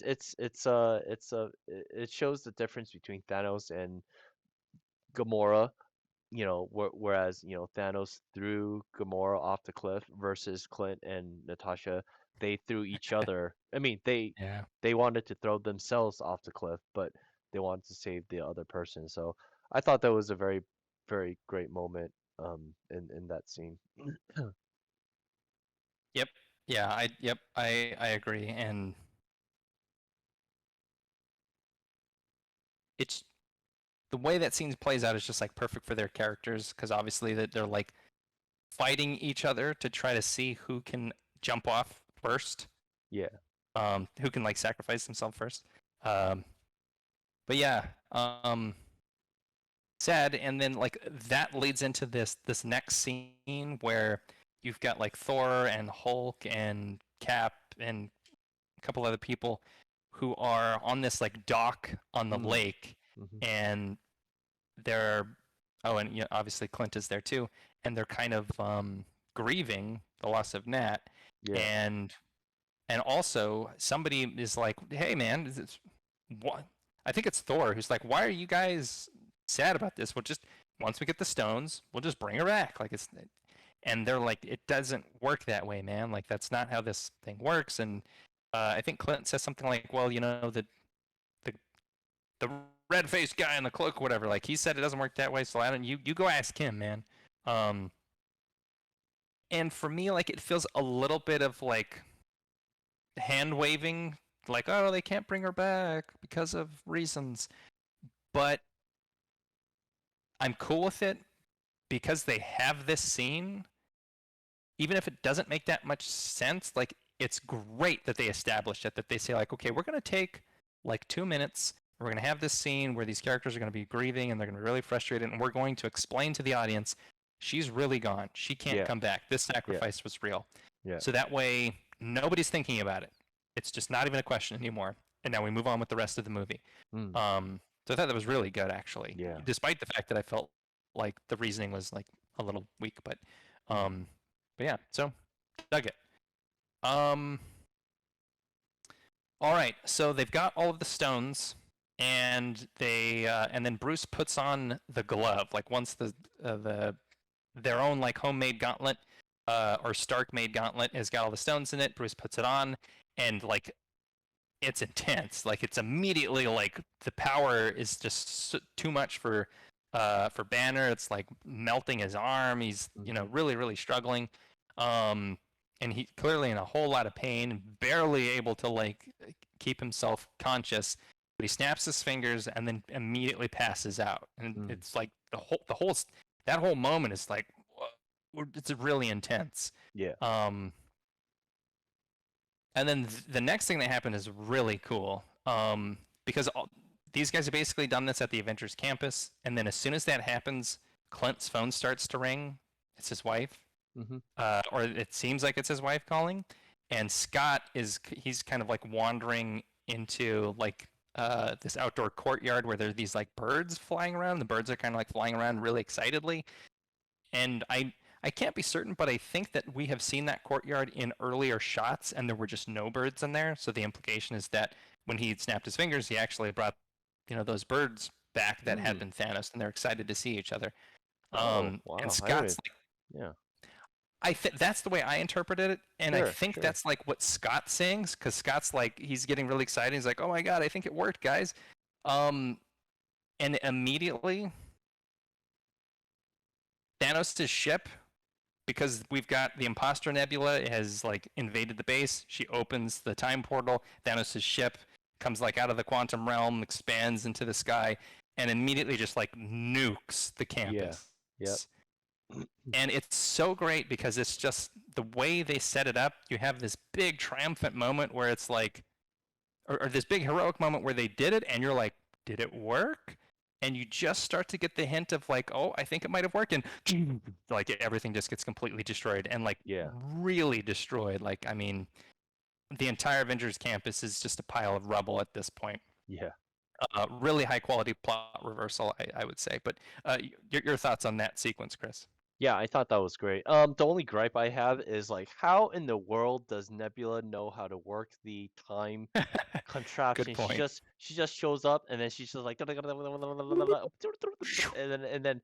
it works. Kim I'm like, particles, no nothing. yeah, I'm just like, if I was Nebula, I'd be like, all right, which button do I fucking press? But for the sake of story, I'm just like, wow, she's like really good at just pressing all the buttons and all of a sudden they're here. But that's just me. I'm just like, really? Come on. Yeah, yeah. But yeah, it's everything that you said, I totally agree. Yep.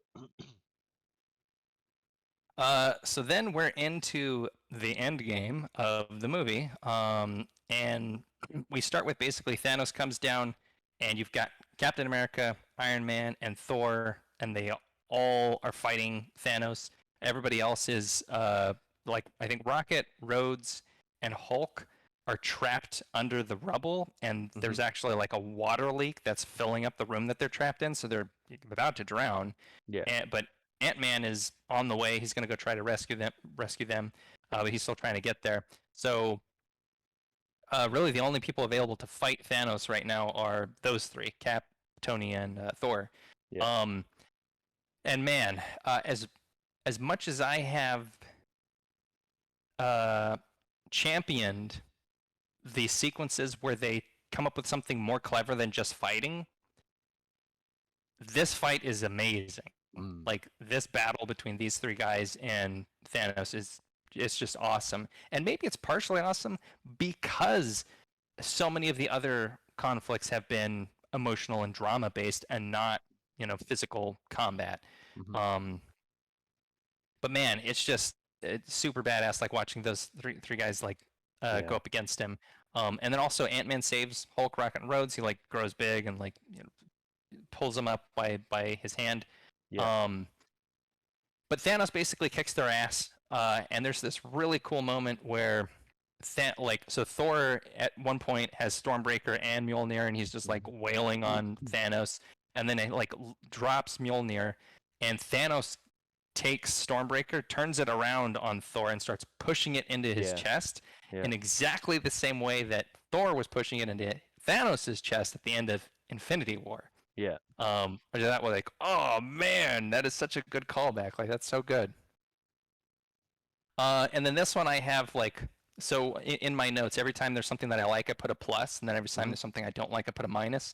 Hmm. And for this one, I've got a plus, plus, plus, like three Yeah. pluses, baby. This was super awesome. Yeah. And that's where Cap picks up Mjolnir, Yeah. That was so and he cool. starts throwing it and fighting Thanos with it. It's like, oh my god, that is just so awesome. Yeah. Um, and Thor gets all excited about it. He's like, I knew it, because apparently, Steve Rogers is worthy of the hammer of Thor. Yeah. Um, and so then, yeah, Cap's fighting him with that, and there's some cool shit that he does too, like throws his shield and then throws Mjolnir into the shield, and the sound, blast is so much that it, like knocks Thanos over. So there's some like really neat stuff with, all the different like characters and different weapons and things. Um, and then of course the like the most memorable moment for I think anybody who's seen this movie.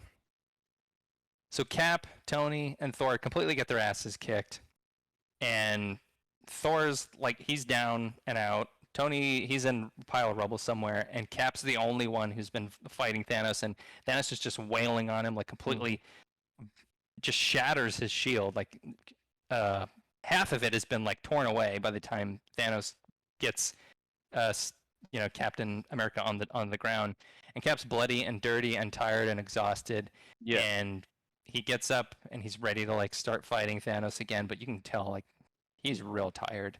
Mm-hmm. And then there's a little bit of chatter on the radio. He hears like he's got something he's picking up, and what does he hear, Chris? Um, on the left or on the right? Shit, I can't remember. On the You left, had right? nope. You went with your gut. Yeah, on the Yeah. Yeah. left. Yeah. Yeah. Yeah. It's like, "Cap, you read me. It's Sam on your left." And then what happens, Chris? And then the oh my God, the part one of the only two parts of the story where I freaking cried was the all the portals opened up and everyone just came out, and it was one of like the moments that was like holy shit, it like everyone came back, and it was, I mean, it was like, it was basically, the heroes, and like Captain America is all alone, he's beaten, and all these like army behind, Thanos, he's about to like, destroy him, and then all of a sudden you hear you bomb bet, it's just like holy Yeah. shit, and everyone came out. It was one of the moments in the movie that actually made me tear up, and it wasn't sad or anything, it was just a culmination of like everything, like 20 plus years of story just came down to this one moment to hear Captain America say, Avengers assemble, and when that is said, oh my God, um for me it was like a climax, very very much so a climactic moment for me. And Oh let me yeah. just go back a little bit. I watched this movie in Japan. Japan is like the worst place to watch movie, is because Japanese people are very, very quiet and reserved. So Yep. when you are in the movie theater watching, at a very amazing parts of the movie, they're very silent. At very sad, they're very silent. Uh, when that when Cap grabbed Mjolnir, I was the only idiot American in the theater, and I was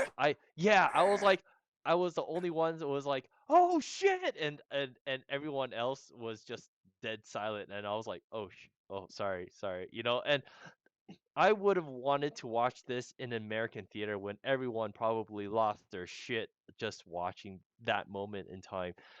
Oh But yeah. yeah, and that moment as well as, the portals opening, everyone walking through, everyone's back, unsnapped, and it was awesome. It was freaking great. So, my favorite part of the movie right there. Yep. Yep, I couldn't have said it better myself. Yeah. And I don't know if you've had a chance, but if you haven't, definitely look up some YouTube videos of like live audience reactions Yeah. to Yeah. the Avengers finale because there's some really cool recordings. Yeah. And it's like, somebody with an iPhone in the movie theater, so the picture's really shitty.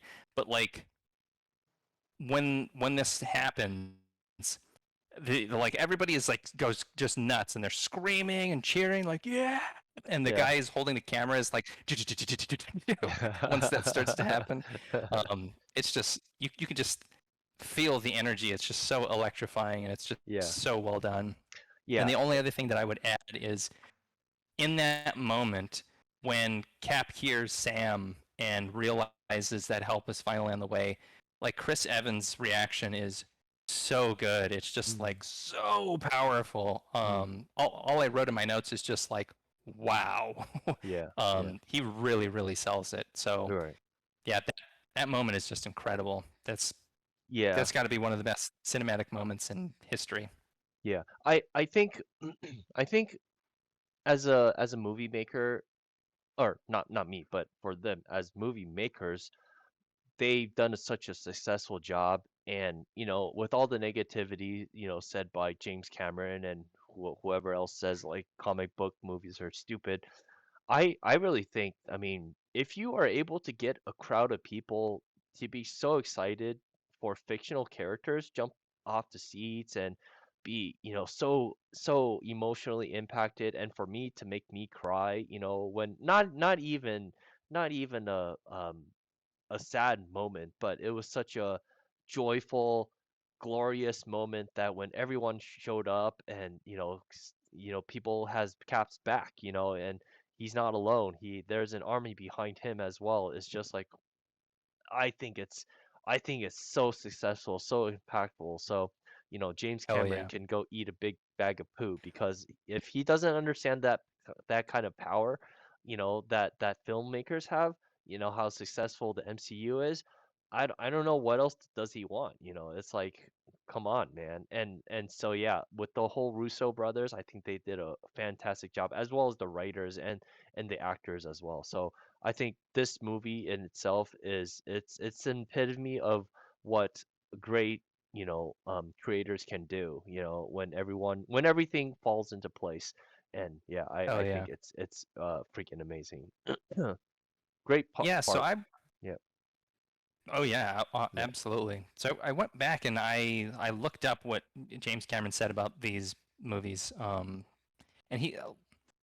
it's been a while. That was like a week or two ago. I'm gonna paraphrase my memory. But it was basically something along the lines of like the storytelling is like not very mature. Like all of the characters feel like they're in college, like they're dealing with like college level problems, and that's like that wasn't interesting enough to him. Like there's more mature character arcs that people can go on, and that was kind of like his big complaint. And I have two things to say to that. One, like I disagree. Like I don't think this movie or I don't think you can say, like as a blanket statement apply that to all of these movies or mm, all of these characters or all the different storylines. There's so many different things that are way more, mature or yeah, beyond what like is a college age sort of problem. But the second thing is, even if they were, who cares? Like there are right. college age people out there who need stories and need characters that they can relate to, who are going through things that mean something to them. Like that's Mm, just because it's not. speaking to you, maybe you're in a different part of your life. Um, that doesn't mean that it's not legitimate for other people. So Right, I right. I don't know. A real weird take Yeah, from I think James he's Cameron. I I yeah, didn't I think expect he it. yeah, I think he's just like an old guy like stuck in his own world, and he thinks he lives in his own world, and he whatever he feels is right, it's right in his world. So yeah, I don't take much of stock of what he's saying. And and not to go off topic, but Avatar: The Way of the Water trailer came out. I looked at it and I'm like, it's pretty, but I'm not excited to see it. I don't I you know by watching the first trailer, I don't really know what the story is, which is fine, but for me, I'm not really excited, and it really depends on the story. And his story better knock my socks off, or else I'm gonna be like, you have no idea what the fuck you're talking about, man. Yeah. Yeah, so Talk a big game, you better deliver. Put your money where your exactly. mouth is, sir. Yeah, no, King Cass says he should have shouted "Assemble." Who's going to hear him whispering? Mm, Yeah, I agree with you, dude. Like that's true. Cap should have said "Avengers Assemble." So I mean, better than that. But because he did whisper it, and I'm just like, Yeah. yeah, that's unfortunate. He should have said it a little bit more heroically.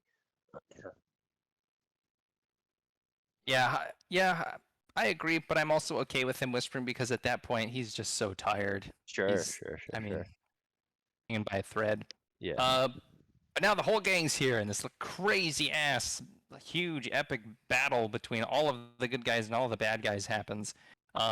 And there are all these like cool little moments and little reunions that happen. And each one of them is like pretty damn good. There's a part where Tony runs into Spider-Man on the field, and Peter's all excited. He's all, "Hey, Mr. Stark, this is so weird. Remember when I got like all dusty?" And then Mr. Strange was like, "It's been 5 years. They need our help." And Tony just like hugs him, just interrupts him, mm, and puts his arms around him. And there's this like lovely little tender moment. And I think Peter's also like, "Oh, we're hugging. Oh, this is nice." this is Um, nice. Yeah, but yeah, it's like ah, good stuff. And yeah, then Quill runs into Gamora, but this is Gamora of the past, so she doesn't have that history. He doesn't know that though, so he yeah. ends up getting, Kicked in tries the to get a nuts. little too intimate with her and gets kicked in the balls, which is pretty good. Yeah.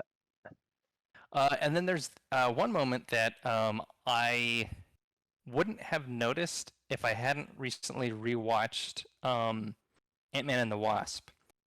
Because Ant-Man Scott runs into Hope on the battlefield, and they're like, Captain America's on the radio and it's like, "Hey, crap, Nebula destroyed the time machine. We need to.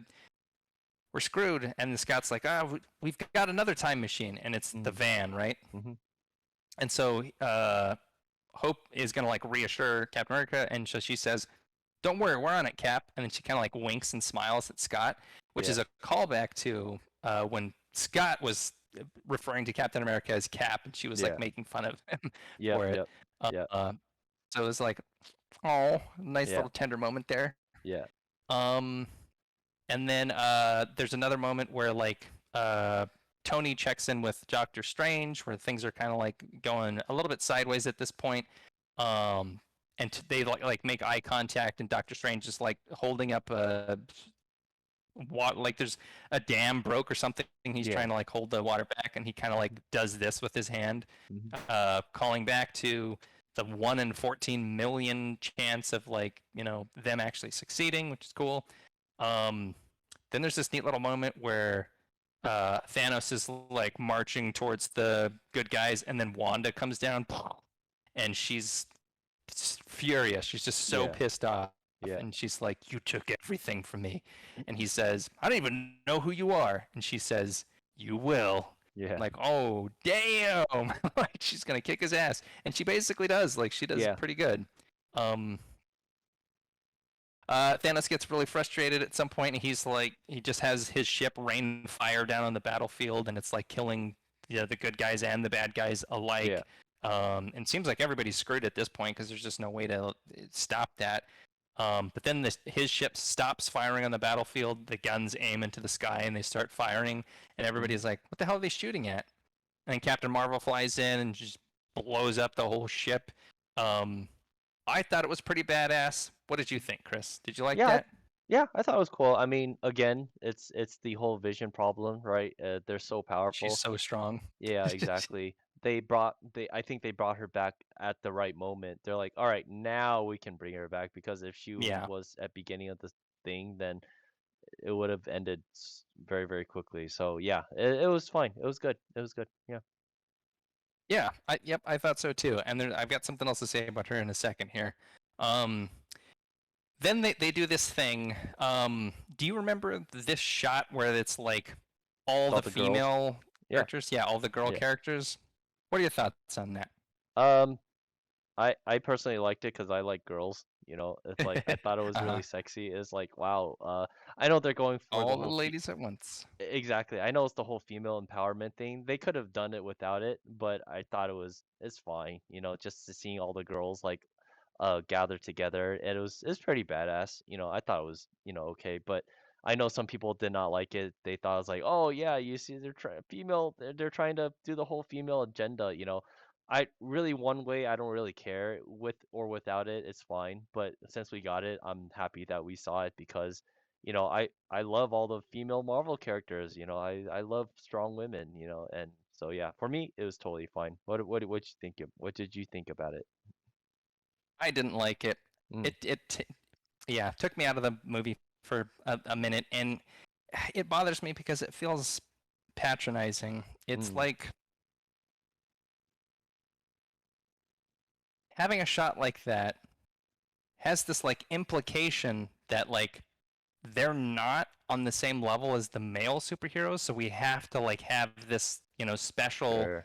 shot to be like, oh, hey, look at the girls, everybody, like they're here Yeah, too. yeah, yeah, And it feels like this kind of, special token shot where they like have to do that. And it just like, come on, man, like yeah. let them stand on their own. Let them be as interesting as the guys and just be, you know, worthy of the spotlight on their own, like of their Mhm, own mhm. merit, not just because it's like, oh yeah, you're one of the girls, so we're gonna have this little shot here. It's like that feels worse to me than not having that shot at all and just and Yeah. letting them be part of the team.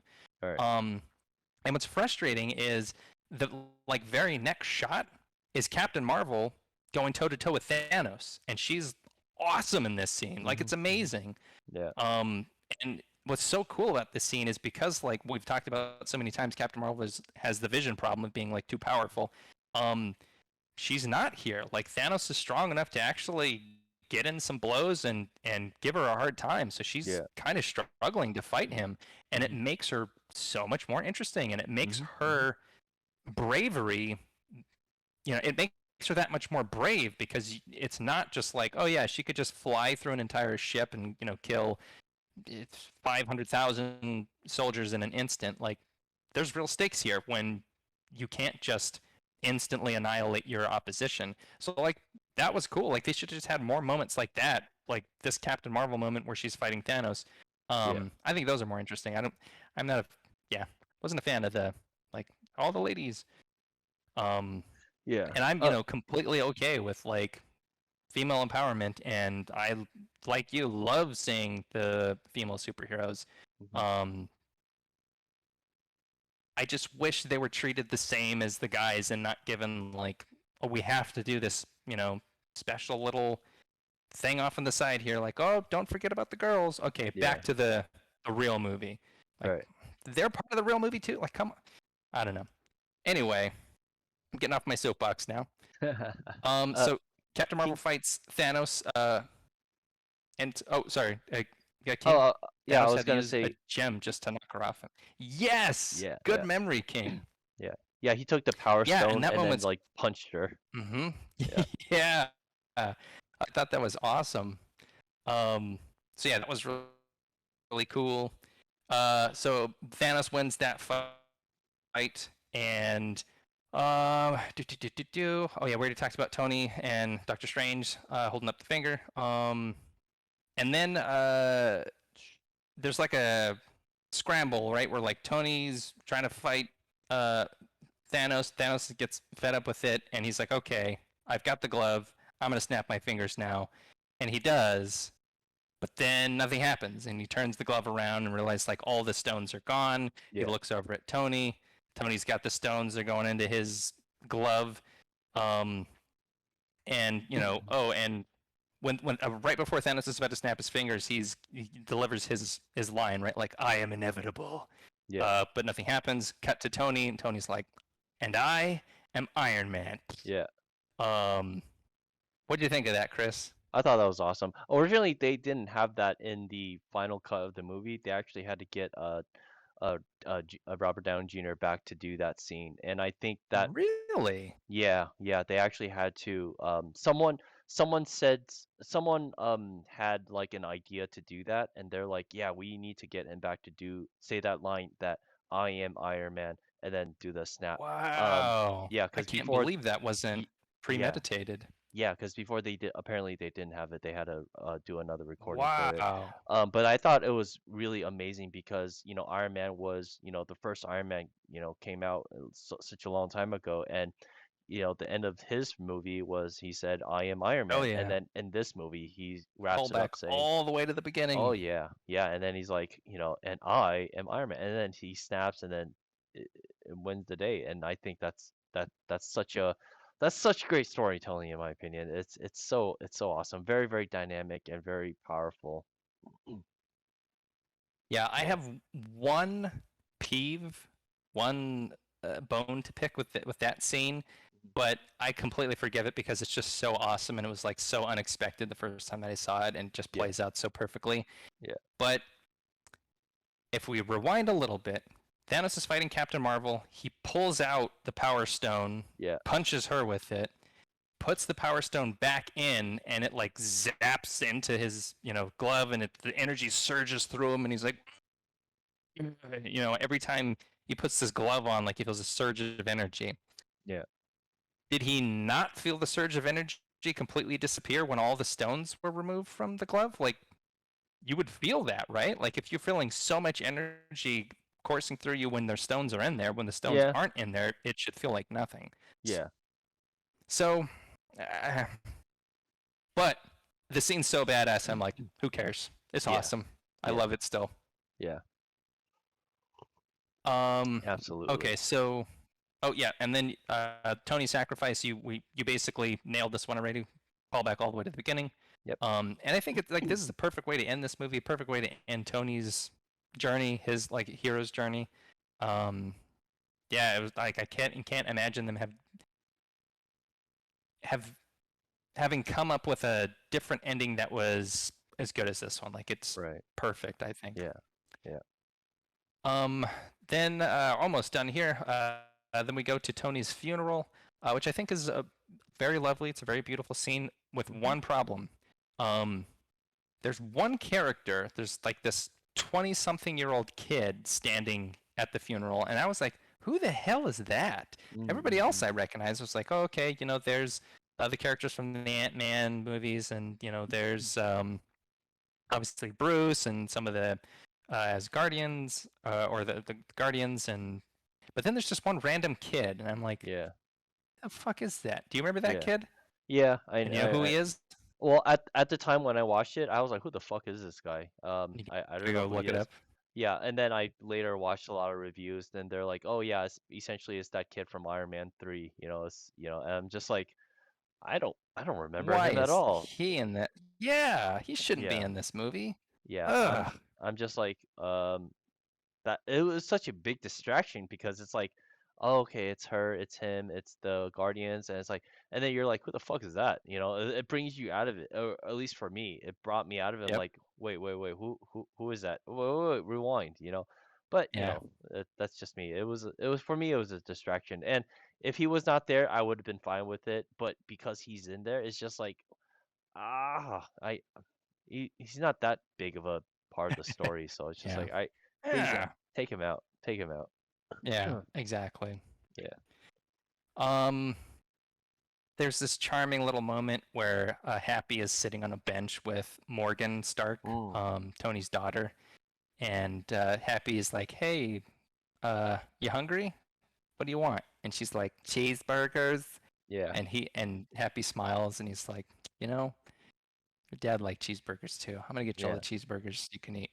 Yeah. Uh, it's like, oh, another callback all the way to the beginning movie and lovely. Yeah. Um, and then we kind of wrap the movie. Captain America returns the stones. So he goes back in time and like delivers all the stones, which I think is the perfect ending for him because he basically goes delivers all the stones and then he stays in the past to live a life with Agent Carter.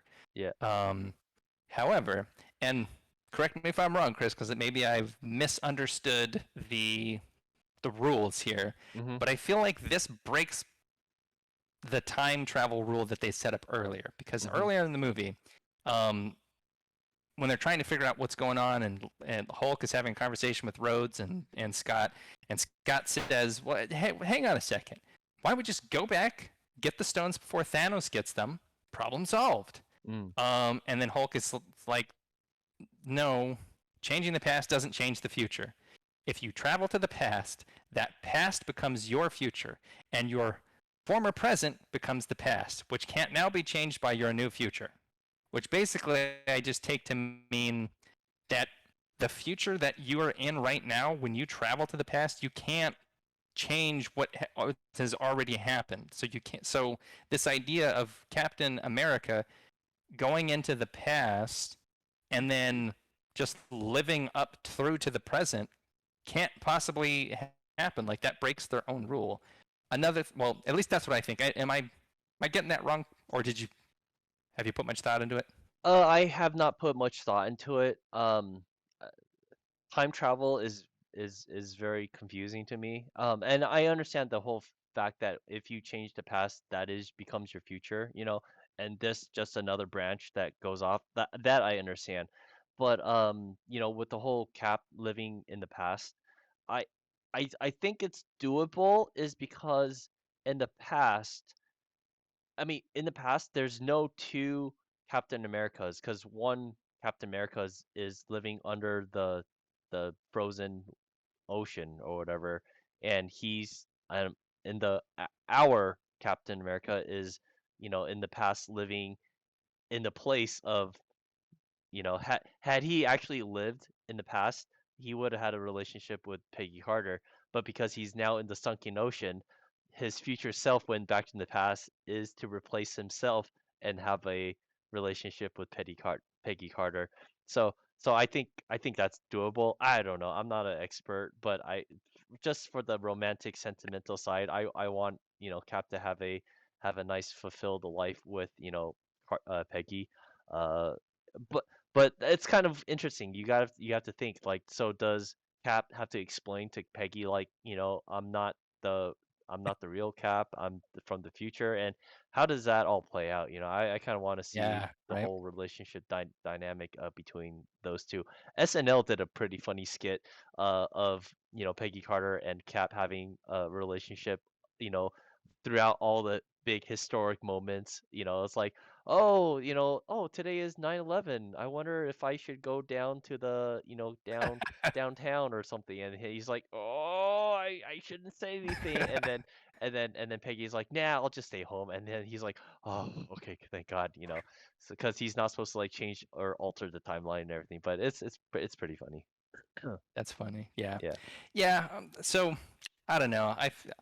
Then again, when it comes to that sort of, pedantic detail stuff, I tend to get in there and, poke around like, you're breaking your own rules. I caught yeah, you. yeah, Um, but it doesn't matter because like this, in the same way that like where Tony ends up at the end of this movie is like the perfect way to end his arc. I feel exactly the same way about what they do for Cap. It's like that is the perfect ending for him to be able to send him back in time and let him finally live out the life that he's been after this whole time that has been yeah, completely put on pause for him to go and do all this heroic, brave, self-sacrificing stuff for the rest of the world. He really deserves it, and it's great, yeah, and it's beautiful, and that's the way the movie ends, and it's yeah, lovely. And I wonder, like, Captain America have kids? Would they be like superheroes too? Yeah, that's true. I don't know. King Cass Yeah, I says, was just gonna say. yeah, imagine getting invited to JFK's 47th birthday party. Oh man, yeah, But pretty crazy. yeah, that's all I got. Those are all my notes. Awesome job, Michael. Thank you so much for breaking everything down, man. Like every single My time we pleasure. do one of these, you astound me with, how thorough everything is. So good job, man. Really, really appreciate the breakdown, the details, and everything, dude. Yeah, without your breakdown, I would not be able to remember this movie because I think this movie is the movie that I watched most out of all the Wow. Avenger, or I'm sorry, the Marvel films, is because it's Hmm. so good and it has so many people. And every single time when the portals open up behind Captain America, it just brings me to tears. It's just like, oh my gosh. Oh yeah, and I usually don't cry in movies, but like when Tony, died on the battlefield, oh my God, I was bawling like a baby, man. Oh. Yeah, I was just like tearing up, crying, snot came out of my nose. It was just like, oh my God, this is a fictional character, but I care about these people so much. And again, to Marvel's, credit, they did such a good job for us, to for us to care about these fictional characters. So yeah, actors did really well. Everyone acted really well. I thought this was this was if this was like the end all movies, comic book movies, I would be okay with it because man, what a wrap up, and they did such a great Hell job. yeah. So yeah, Yeah, and and yeah, go ahead. no, no, no, go, go, go. Well, I was just gonna say, like, to one of your points about how big of an impact these fictional characters have on people, and I think that just goes to show, one, the power of storytelling, and two, the skill of these storytellers. Yeah, And it's really tapping into, like, they're able to tap into a very primal reaction in people in general, but I think of men in particular, because one of the things that, like, really drives men, a lot of men, psychologically on a, like, a primal evolutionary level, is this desire to want to be useful, to want to do something dangerous, to protect the people that you love, to protect the tribe, to go out right. and fight the evil, to save people. Yeah, Um, and it's kind of hard to do that in the modern era. Like, it's great that we don't live in a time where we actually live in mortal danger on a daily basis. There's very few things that, if you live in a safe, developed country in the 21st century, you're pretty safe. Like, you're not right. going to encounter those kind of situations. At the same time, all the machinery in our head is still, like, hardwired to need to feel Hmm. that compulsion to, like, bond with a group of people, do something dangerous for the greater good, and Hmm. feel useful about it, and feel pride and proud about it. And this movie taps into all of those things. You've Yeah. got this group of people who are trusting each other and who are bonding and who are doing something extremely dangerous, and they have all these different power levels, and different personalities, and it's what they're doing is difficult, and even what they're doing together, it's difficult to do it with each other because conflicts arise and emerge. Um, and it's something so there's something that just goes straight to your soul, and you just feel connected to it, and it just feels good to go on this journey with these heroes. And it's so, even though they're fictional, they're so inspiring, and they really feel like they embody what we, as a, like, mostly the American or Western, but in some senses, like a global culture. Hmm. This, like, these are our heroes. Like, this is what's Yeah. important and meaningful to us, and this is what um, drives us, and I think brings us together as a species.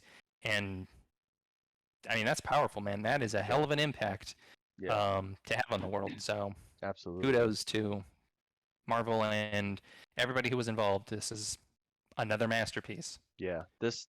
Yeah. Okay. So, with all that said, Rankings. ranking time.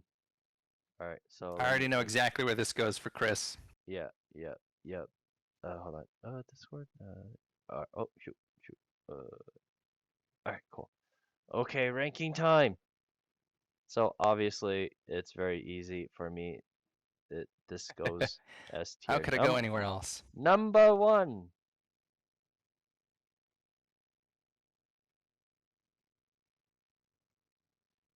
And I imagine that's a pretty far out in the lead number one. Yeah, yeah. It's like it's taking so many characters and X amount of years of work to get to this place. So I think for me, it's definitely Endgame. Yeah. Huh. What say you, Michael? You want to guess? I want to say it goes right here too. No.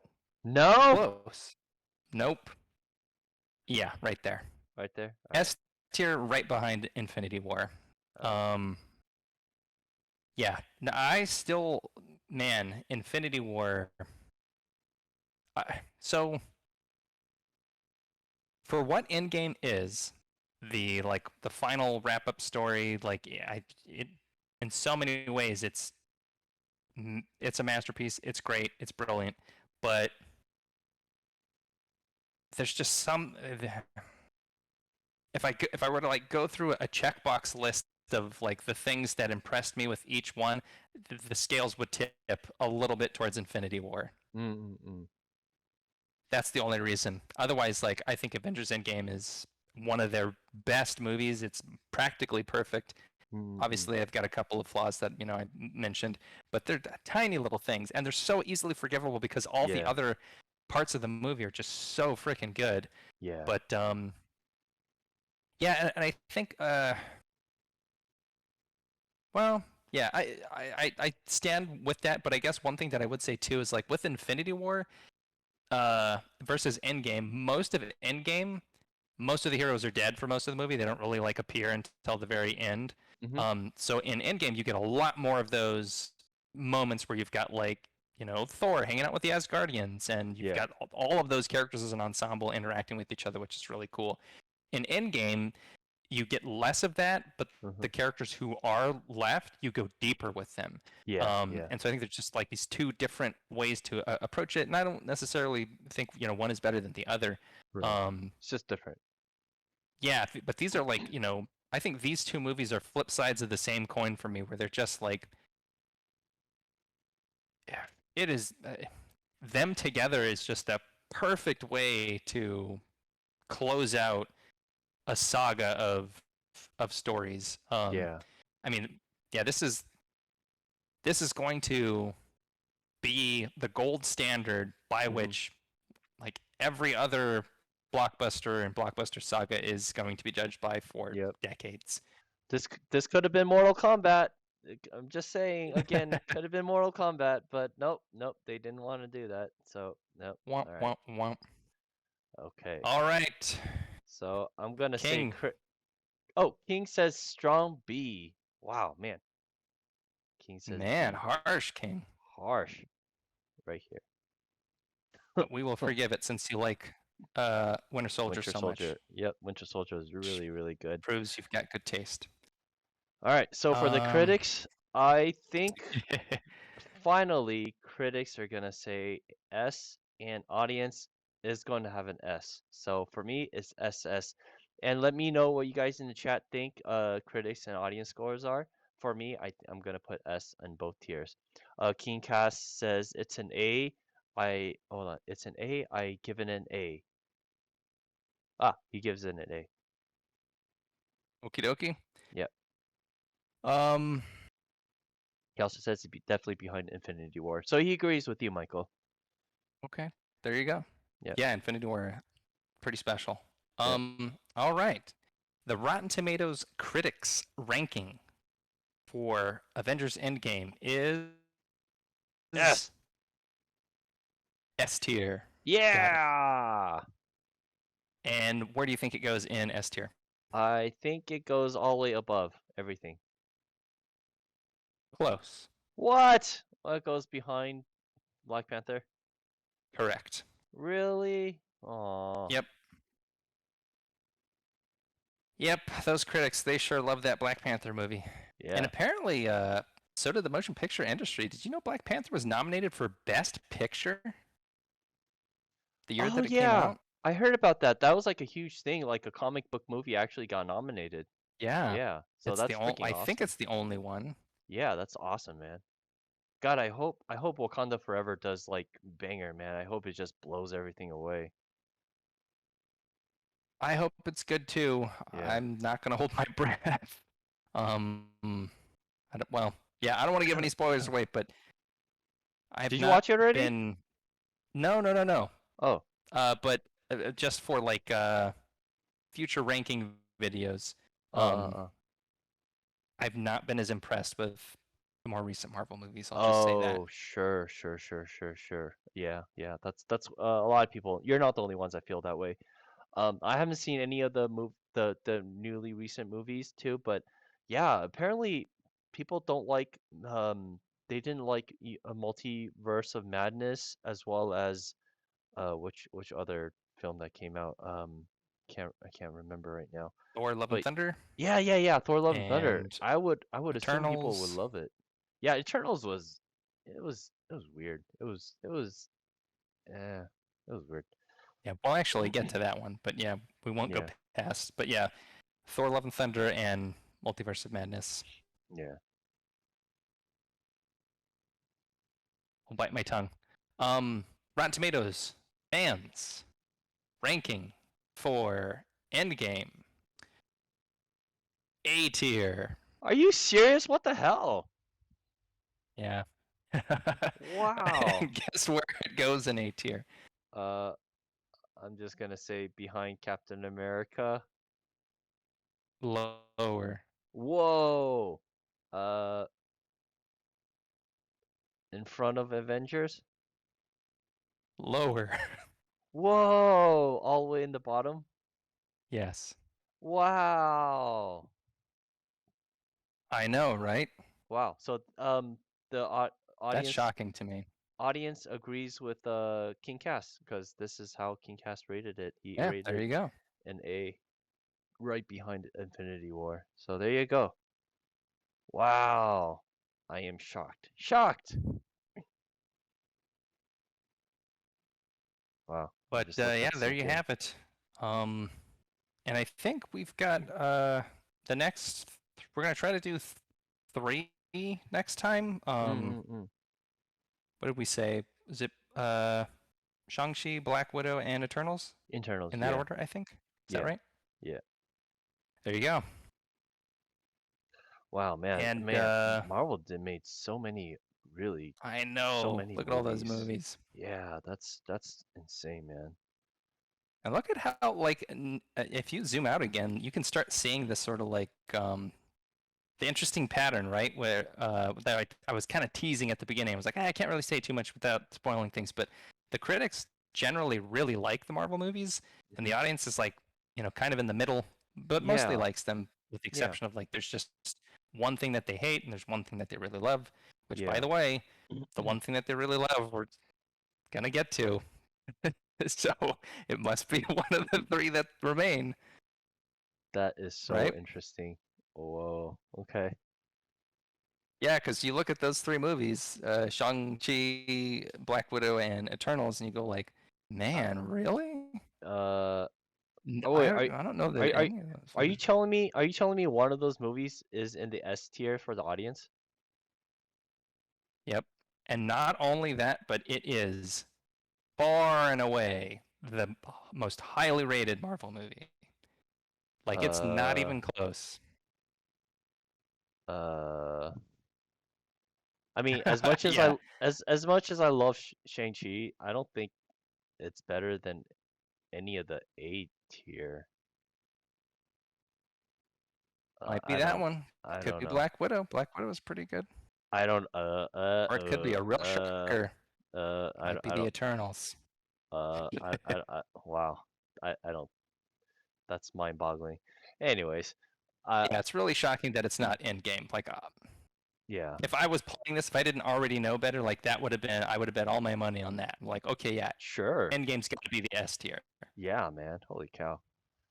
All right. Well, awesome job. Thank you But so there you have much, it, folks. Michael. That is awesome. Pleasure. We're almost done. We only have three more movies left to go.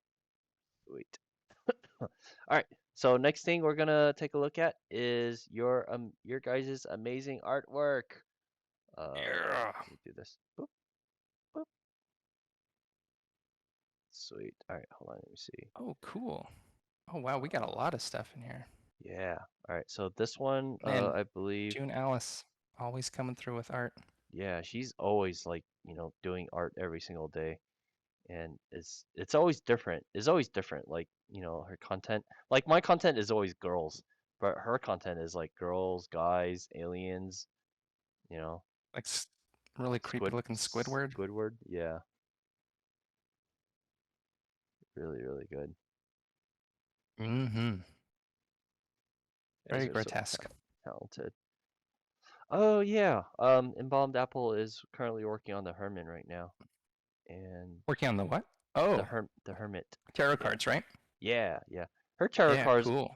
Her tarot cards are more like tarot posters. It's not really cards per Yeah, se. It's they're like huge. freaking huge posters. It's quite amazing. Hold on. Let me see. Sorry, I'm opening up the big version. Oh, bad gateway. Bad gateway. Maybe this one. No, I'll just take a look at this one then. Yeah, yeah.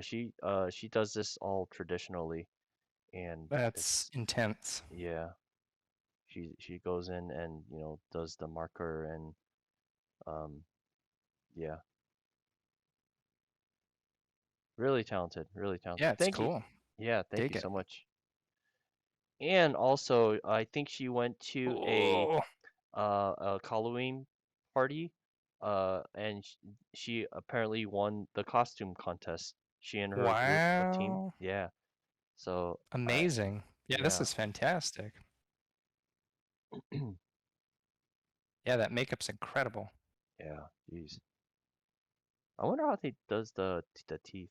Like, Oh yeah. is it I don't just know. fake teeth, or does she actually paint on top of her teeth? Um. Yeah. Thank you so much, Oh, Embalmed Apple. yeah. Fun stuff. And Fun keeping stuff. on brand with the vibrant neon green color motif. Yeah. Love it. Wow, look at this cat. That's so cute. Beautiful.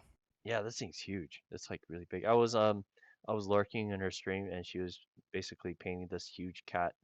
I'm just like, wow, so big. Yeah, that thing, I mean, there's so little negative space. It goes like right to the edge. That's Mhm, incredible. mhm.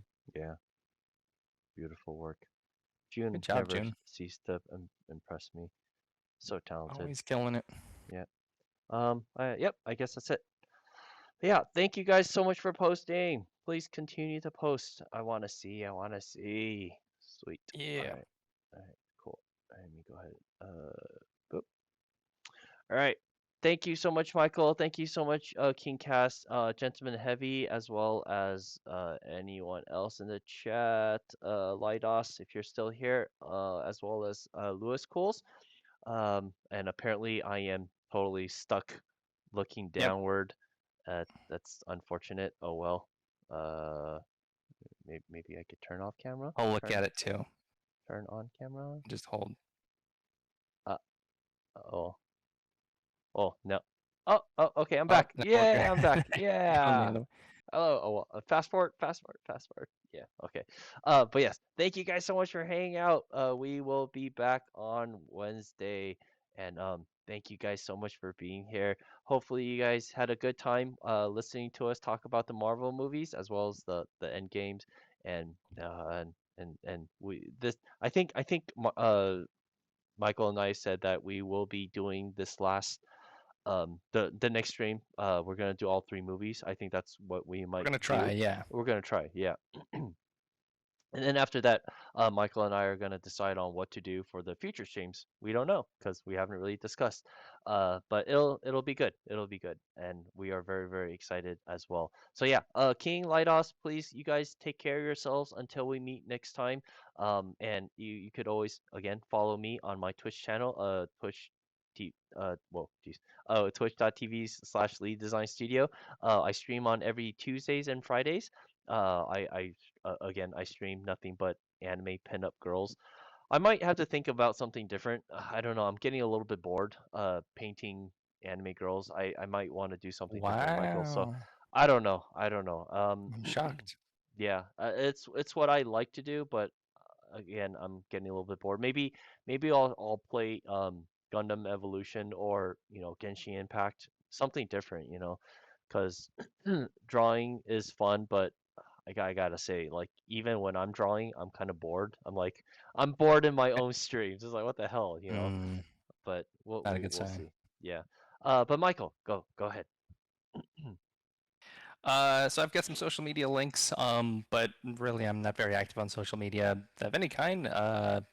If you want to interact with me, and if you really liked some of the content tonight, talking about MCU stuff and storytelling, how all that works, I have a book called Blockbuster Blueprint where I've gone into excruciating detail, looking at blockbusters and how they work. And so, if you enjoyed that kind of discussion, that this will be right up your alley. Otherwise, the best place to check in with me is right here on the Creative Tavern every Wednesday and Sunday at 7 p.m. Pacific, where I'll hang out with you guys and Chris, and we'll talk about stuff, creative Yeah. stuff, um, fun stuff, and art, and you name it. Yeah, yeah. And Michael's Blockbuster Blueprint is available on Amazon.com. And it's a it's a really great price for what you're getting. So I encourage everyone to, check it out. If you're interested in creating like a amazing story, give this a read. It'll definitely help you out. It'll give you a lot of shortcuts. Yeah. Thanks, Awesome. Chris. Yeah, no problem, man. But yeah, hopefully you guys have a amazing start of the week. Please take care, stay safe, don't be like me, don't catch the COVID. But take care, you guys. All right. Until then, we'll see you guys soon. Bye. Take care. And stream.